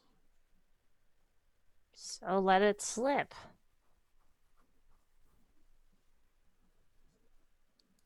Or do you think we can persuade him to take us there? Unfortunately, I think he might backstab us on the way there, so no. Rather not him get in good. Do you have a good enough hold on him, Cori? I might need a hand. You can feel like Crow is trying to laugh. Looks over to Gwen. You want me to kill him? Hold his legs or something. Oh, okay. Up. Gwen's Something. gonna go over and try and rope him up. Okay. You want me to be a hitman? I can be a hitman if you want. Does he repeat the hold save At at the the end? end. Okay. Yeah. Still not enough. So Gwen, you are able to quickly tie up this individual. They are now sort of just still standing in the same rigid position that they were in previously, but they now have very tight ropes around them. You try any of your bullshit, and I'm gonna kill you. Al. Flexes his hand, releases the hold person. I would Unless- like to hex him, giving him disadvantage on charisma checks. Okay. I don't love the way he lies. Love the way you lie. Arjhan, the map. Do I have a map? You've been carrying your group's map. I pull out the map. Like, we've been triangulating on it where Caleb is supposed to be. Mm-hmm. Cori is going to use her last third level spell slot to cast Zone of Truth. Okay. Where is it? What's the save? Oh, actually, he needs to make a save. So does everyone in the zone. Oh boy. Kind of save? Charisma. DC's 15. He failed. I know whether or not you made it. He made it? He Fails. failed. He failed. Oh, God. Gwen Okay. also fails. I made it. Arjhan surprisingly made it. Do I need to make a save? Yes, you're in the zone. Oh, okay. Nice. Get in the Goes zone. out from Zone Charisma of zone. truth. Natural one. Okay, and everybody around Cori, did you add +3 to your rolls? Yep. Yep. Okay. Sounds good. So Crow is currently did you like shove them down so that way they were sitting? Are they still standing? I think Cori still has her arm around his neck. So they're both just sort of sitting there. Oh, this is awfully intimate. Where is it? Where's what? There's so many things that can be found in the north. Where is Caleb? Who? The Shatter Kai, really pale looking elf that like The owl. Oh. Well, they're with Discovery. are they in the runes that are here? Gwen points to the map. They just look in your direction and then look towards Al. I'm gonna shoot him in the leg. Okay. Make an attack roll. This is more At advantage? This is more to see how much damage you end up dealing. Okay, I mean it's 18 to hit. Yeah, that'll hit him just fine. 5 points of damage. Okay. They are still wearing the mask, but you hear so you don't see any facial expression change, but you hear some interesting company you keep, Al. Or should I say Jackal?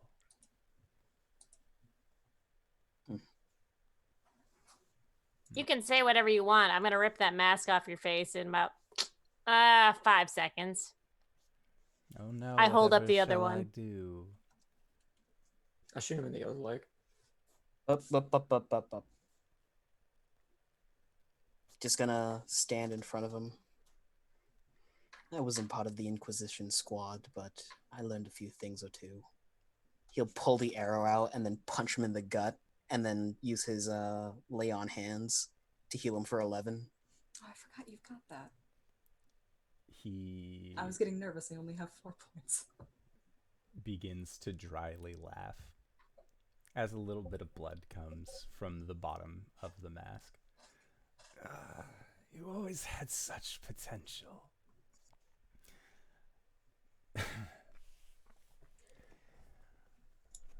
Are you really in a position to glow?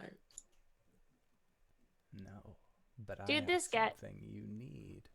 Otherwise, This I guy's a wouldn't be sadist. He doesn't alive. give a shit. One of you is quite smart, catching on very easily. All right, cool. Someone get in his head.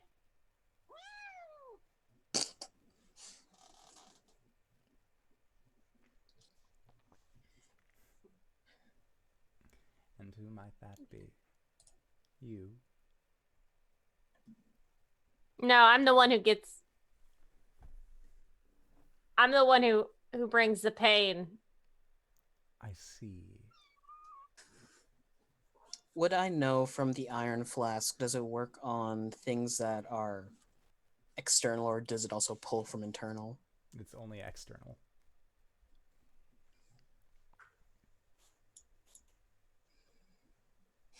You want to find your boy, and after I tell you, you're going to kill me.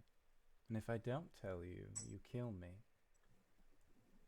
One of these outcomes results in you not finding out the information that you want to know.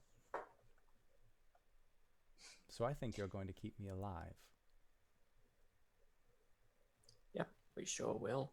What? And then we're gonna play hot and cold all over the ruins in the west. Oh, I would absolutely love to see you try. We're so good at sniffing out trouble.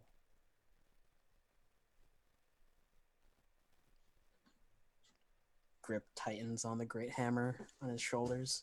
Alberjean, are you really going to stop me from doing this? No. I light the crossbow and I'll shoot him again. Okay. And how much damage?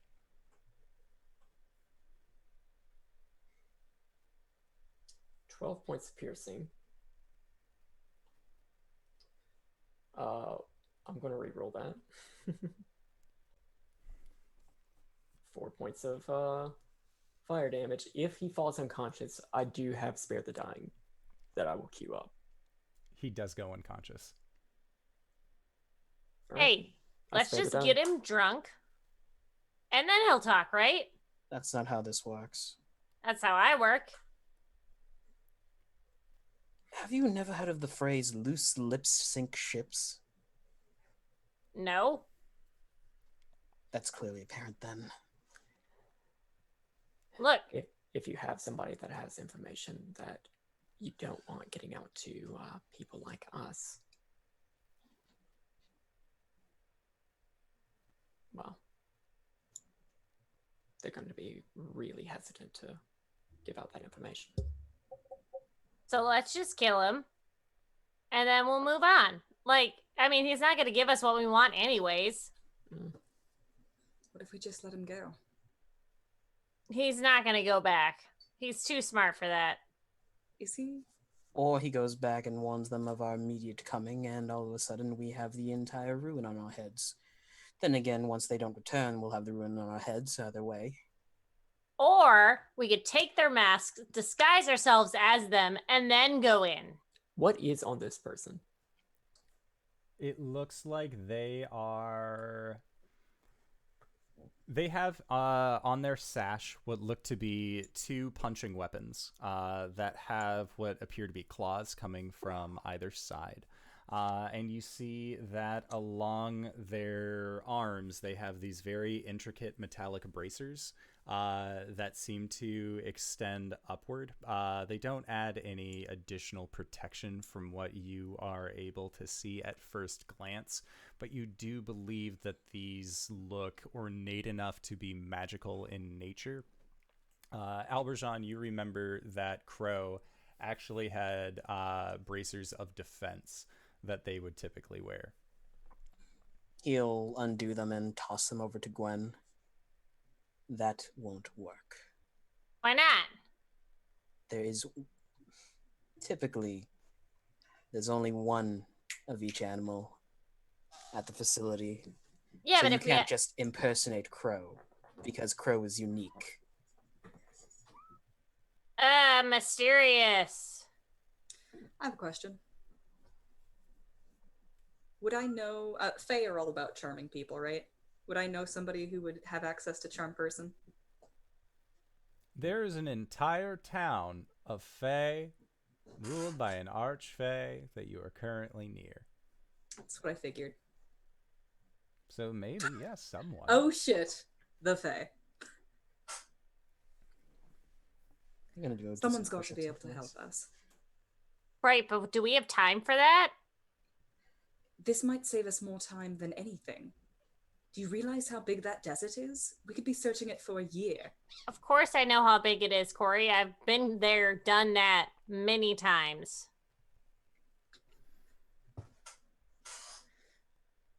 So we get one of the Fae to help us triangulate by poking around his brain space. We get there that much faster.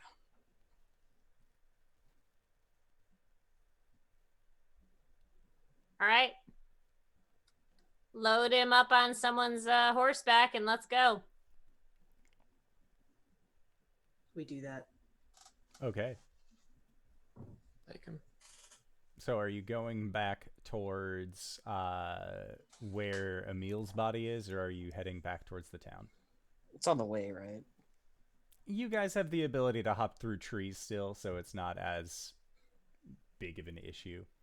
Lady Green might want to talk to us, but we could probably save that for later. Lady Green might be able to help us. True.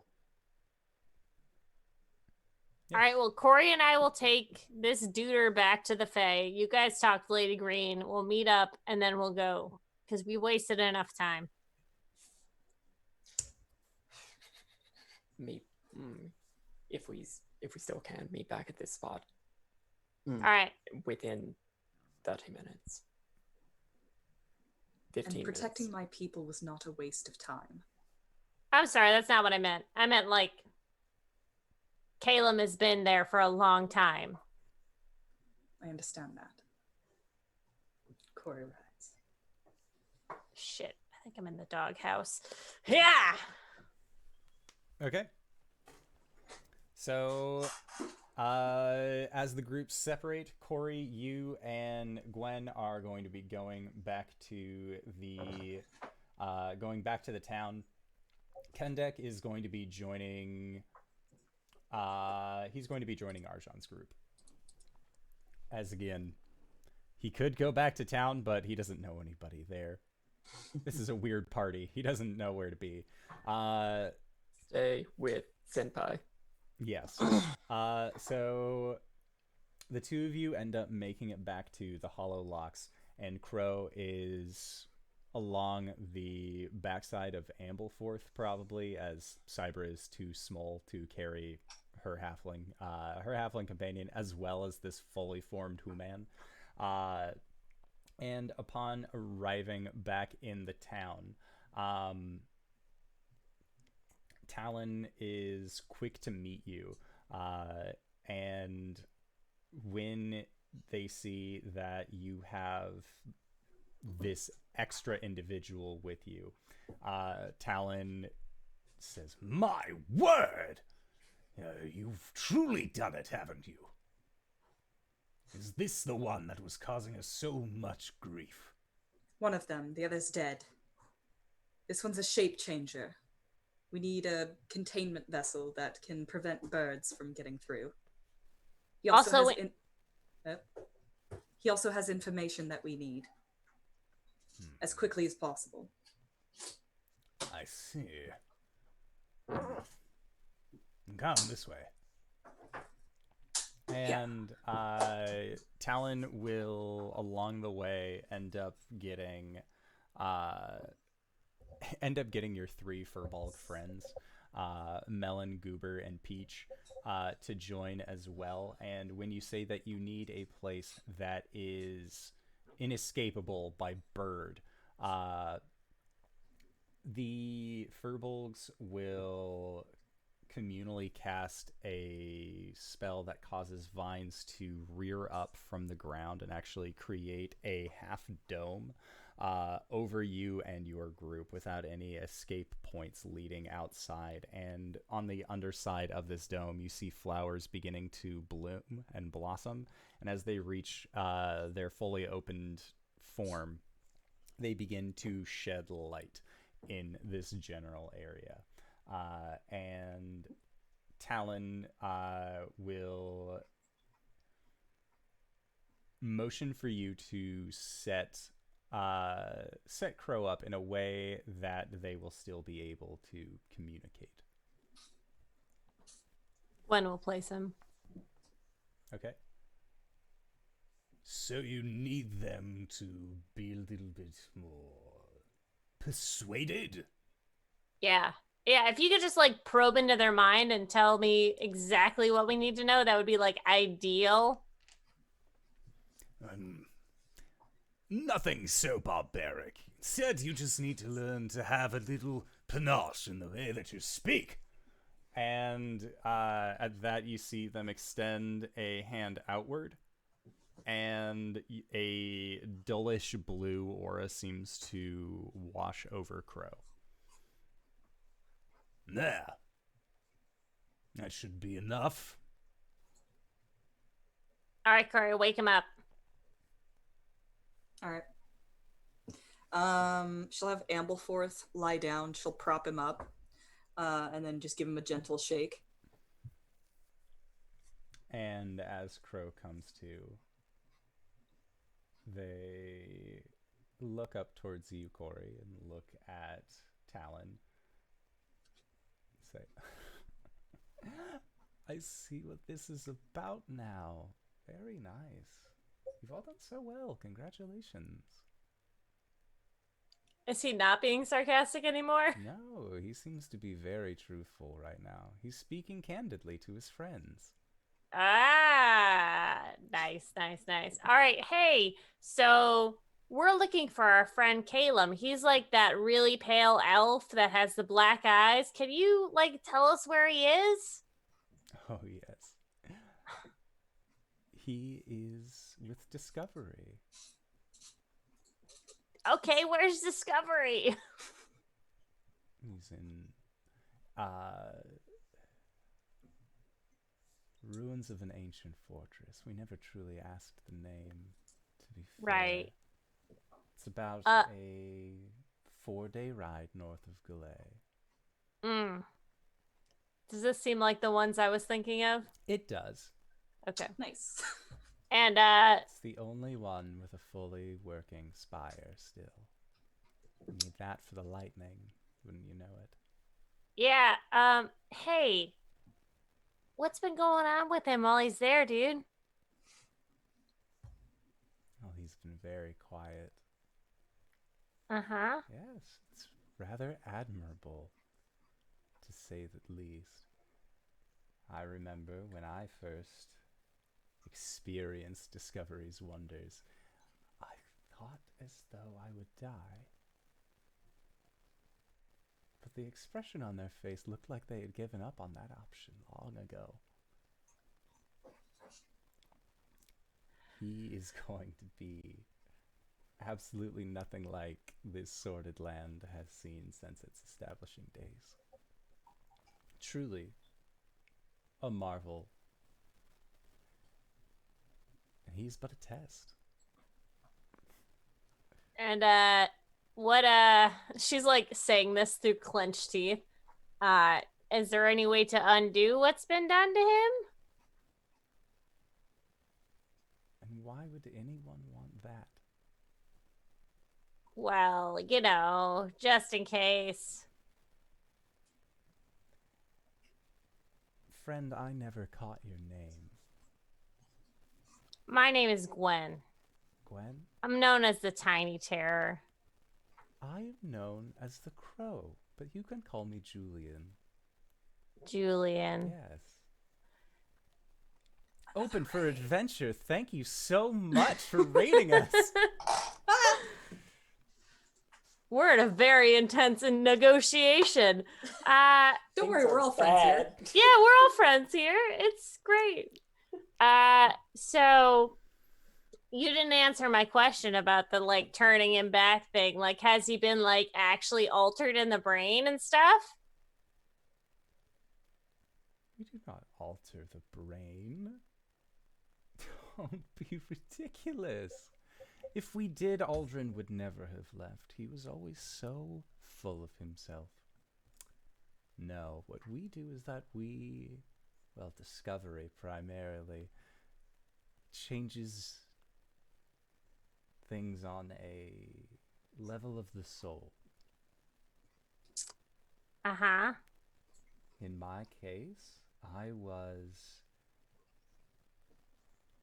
was like I was an empty vessel.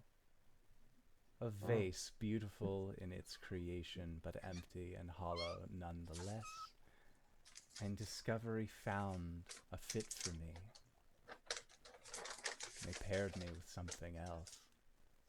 Has Caleb been paired with something? Oh, no. Those experiments are but a thing of the past. We are but mere antiquities in comparison, Gwen. Artifacts of a past soon to be covered in the ashes of progress. So what have you done to Caleb? Me? What has I haven't Discovery done done to Caleb? He's taking out the useless thing inside of him. Our Cori? current benefactors are interested in using him for something. They say that they're going to go to a realm of secrets. Realm of Secrets I would very much like to read. And Discovery seems to think that we can give those secrets to the invested. Could you imagine?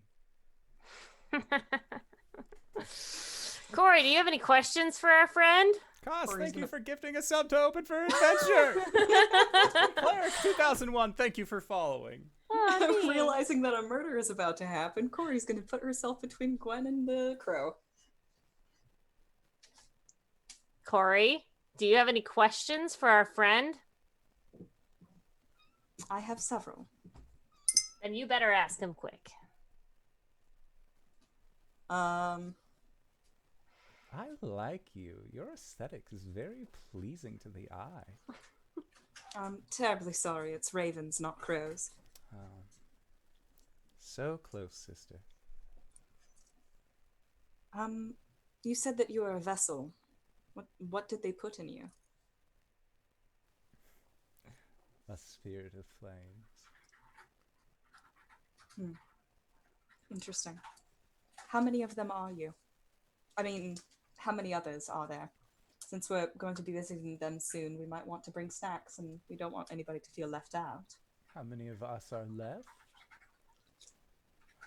There must be at least 100, 200 strong. You've met the others. You have one of your friends. Alberjean, the Jackal Shen. Surely you... Good friends with him, are you? We used to be. Not quite as close as chums, but I would consider us work friends at least.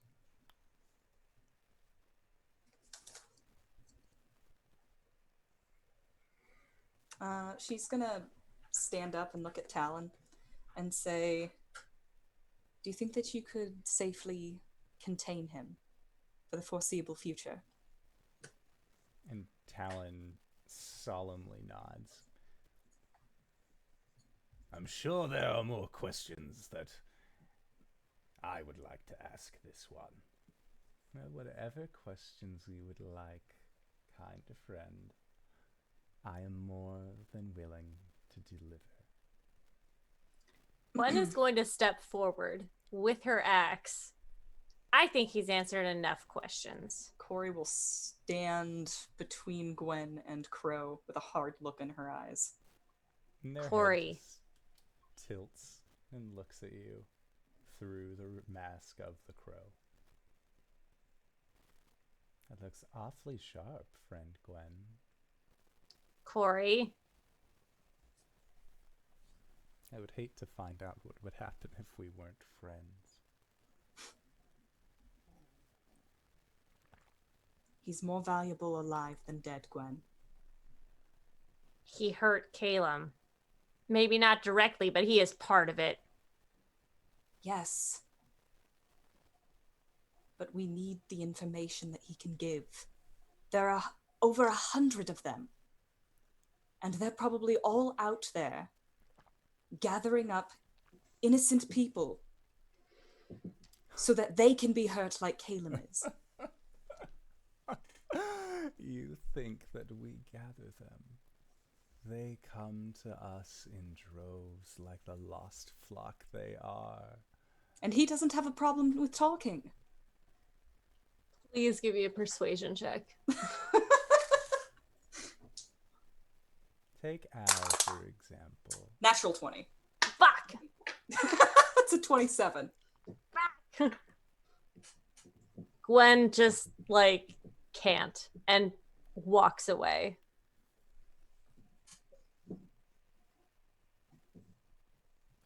Have a good evening, friend Gwen.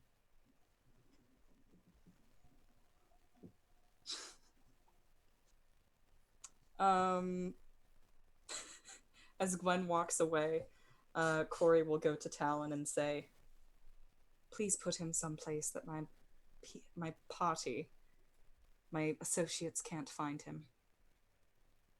And Talon will nod. And he will look over to the Furbolgs, and the Furbolgs will also nod. And you see that there are, once again, these kind of vines that seem to grow up out of the ground, but this time they completely wrap around Crow as the dome above you fades away. And then the vines wrapped around Crow also dissipate. And you see in their place what looks like a large nut of some sort of tree that has just completely locked Crow inside of, and you can hear rather muffled, "I don't suppose I can get a meal from any of my friends. I am rather famished." And you see one of the Furbolgs like about to go over, and the other like puts a hand on their chest, just no, we don't say hey to that one. Terrible. And as Gwen and Cori walk away from the situation where you have left Crow inside of this large nutshell, that is where we are going to go to Arjhan and Alberjean, as the two of you make your way back to the Lady Green. And when you arrive at this resting spot, you see that there are fireflies that seem to just be flitting around in this late spring day. And there are other creatures that seem to just sort of be milling about at this point. None of them seem to be paying much attention to Emil's body that rests on the ground.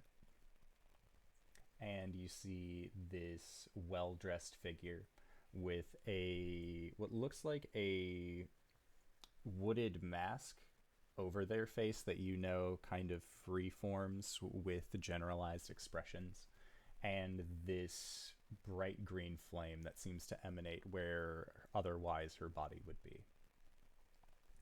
And they look over towards the two of you and Kendek and say, "You have my eternal thanks.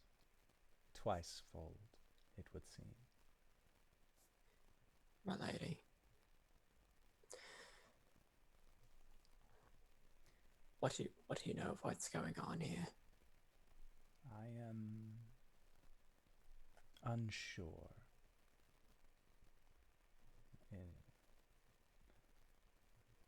I have been noticing that there have been problems within these woods that I have been charged to guard. Problems I was unable to detect. Then I found those problems at my, well, growth step, if you will. And it was these two. Called themselves Boar and Crow. Next thing I knew, I was in a rather small space. And then this one freed me. Thank you, kind traveler. What is your name? Please call me Al, madam. I apologize for my brother's lack of tact, as it were. These are your relatives. Not by blood. Family is what we make of it. And Ken just nods solemnly in the background.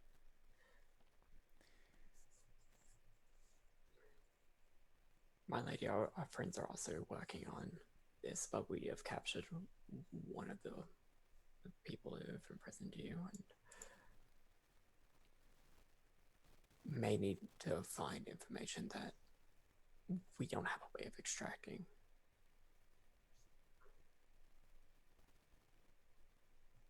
And she looks down at Emil's body. Would you question this one?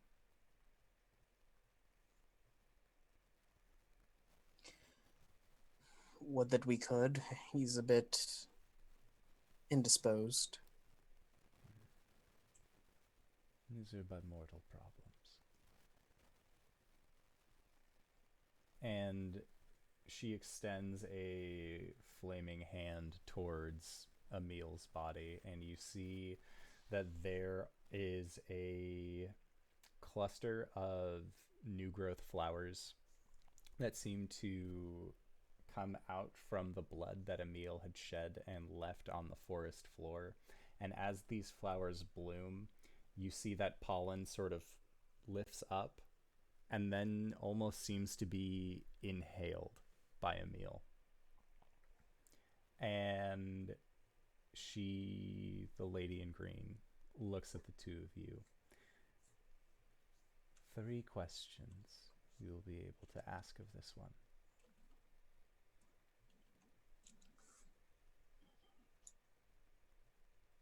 What is the location of the place where Discovery is holding the Shadakai Kalem? And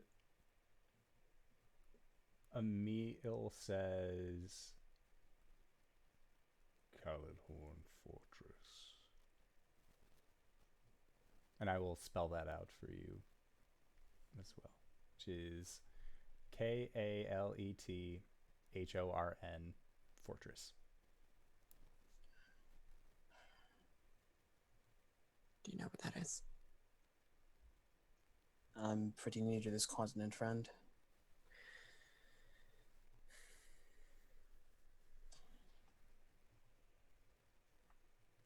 Well, if we bring it back to Gwen and Cori, they would probably know. How long does... Yeah. Gwen would definitely know. What room in the fortress? How deep in? What room in the fortress? One question. Don't want to.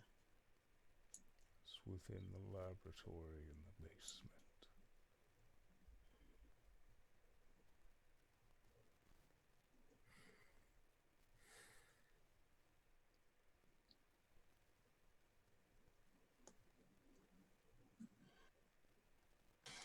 Are you satisfied, Arjhan?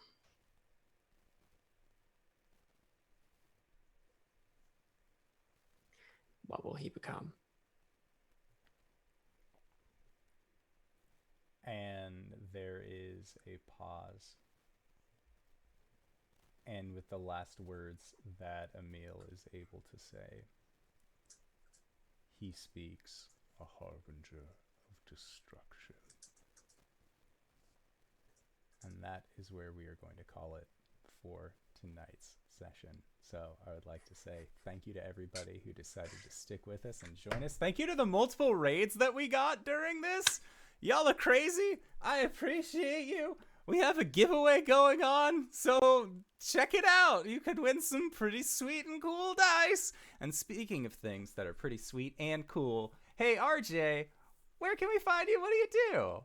Hey everybody, my name is RJ, but you can catch me at RJustice282 on Twitter and Twitch, where I tweet about the nerdy things in my life, and also sometimes stream. Hopefully I will be able to sometime this week.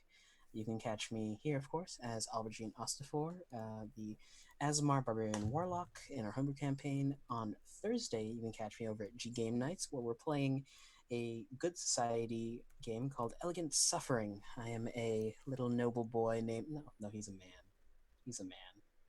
He's trying to win back his fortune. You can also catch me here on Sundays at 10 o'clock EST as Hassan, the Yuan-Ti Druid Cleric, in our Tomb of Annihilation campaign. Hi, I'm LBHackEmUp, and that was the most clutch nat 20 rolled against Gwen pretty much ever. You can find me here Sundays and Mondays. On Wednesdays, I'm on Nerd Immersion's channel. Tomorrow, I might stream with Lauren since I'm here, and I might teach her how to play Overwatch. So it's going to be me yelling at her doing things. So that's fun. You can catch me on Nerd Immersion's channel on Wednesday, doing Rod of 7 Parts with Jordan with PH. Thursday, we'll be back on my channel doing a horror game for reasons because fucking Lauren talked me into it. Friday, I will be on Encounter Roleplay's channel at 3 o'clock Eastern Standard Time doing a masks game where I get to play a pastel goth, super cute, adorable girl. And then on Sunday, I will be on G Game Night's channel doing the Slaying 101 game where I get to do a naked vampire fight, and then back as written on Sunday night. Woo! Hoi! I'm Cyber1201. You can find most of the things that I'm in and that I do on cyberwolf1201.live. It's got my Patreon, it's got my Twitter, where I ship posts and talk about stuff, post pictures of my dog, and talk about Hollow Knight because that's been great.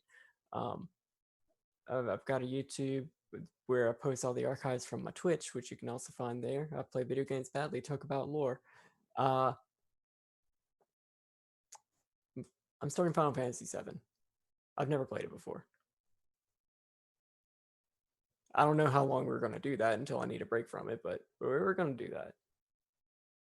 It's going to be fun. I am also on here. I'm here on Mondays. I play Arjhan. You've seen him. He's a good boy, right?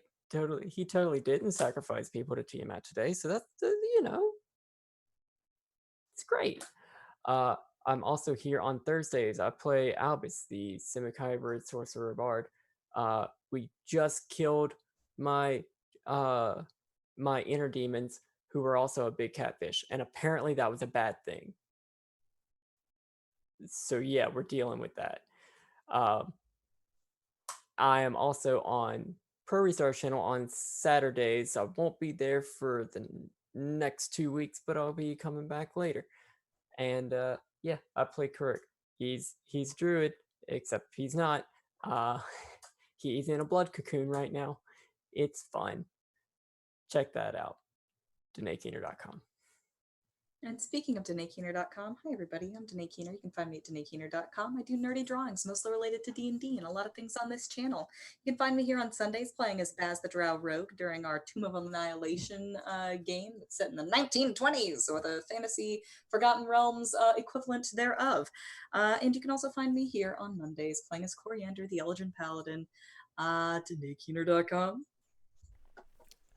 And if you've made it this far, you probably already know who I am. But if you don't, hey Acorns, what's up? It's me, your buddy, your pal, your friend, the Indoor Adventurer, the showrunner here at twitch.tv/Indoor Adventures. We do shows like this Monday and Thursday at 5:30 p.m. Pacific Standard Time, as well as at 7 o'clock p.m. Pacific Standard Time on Sundays.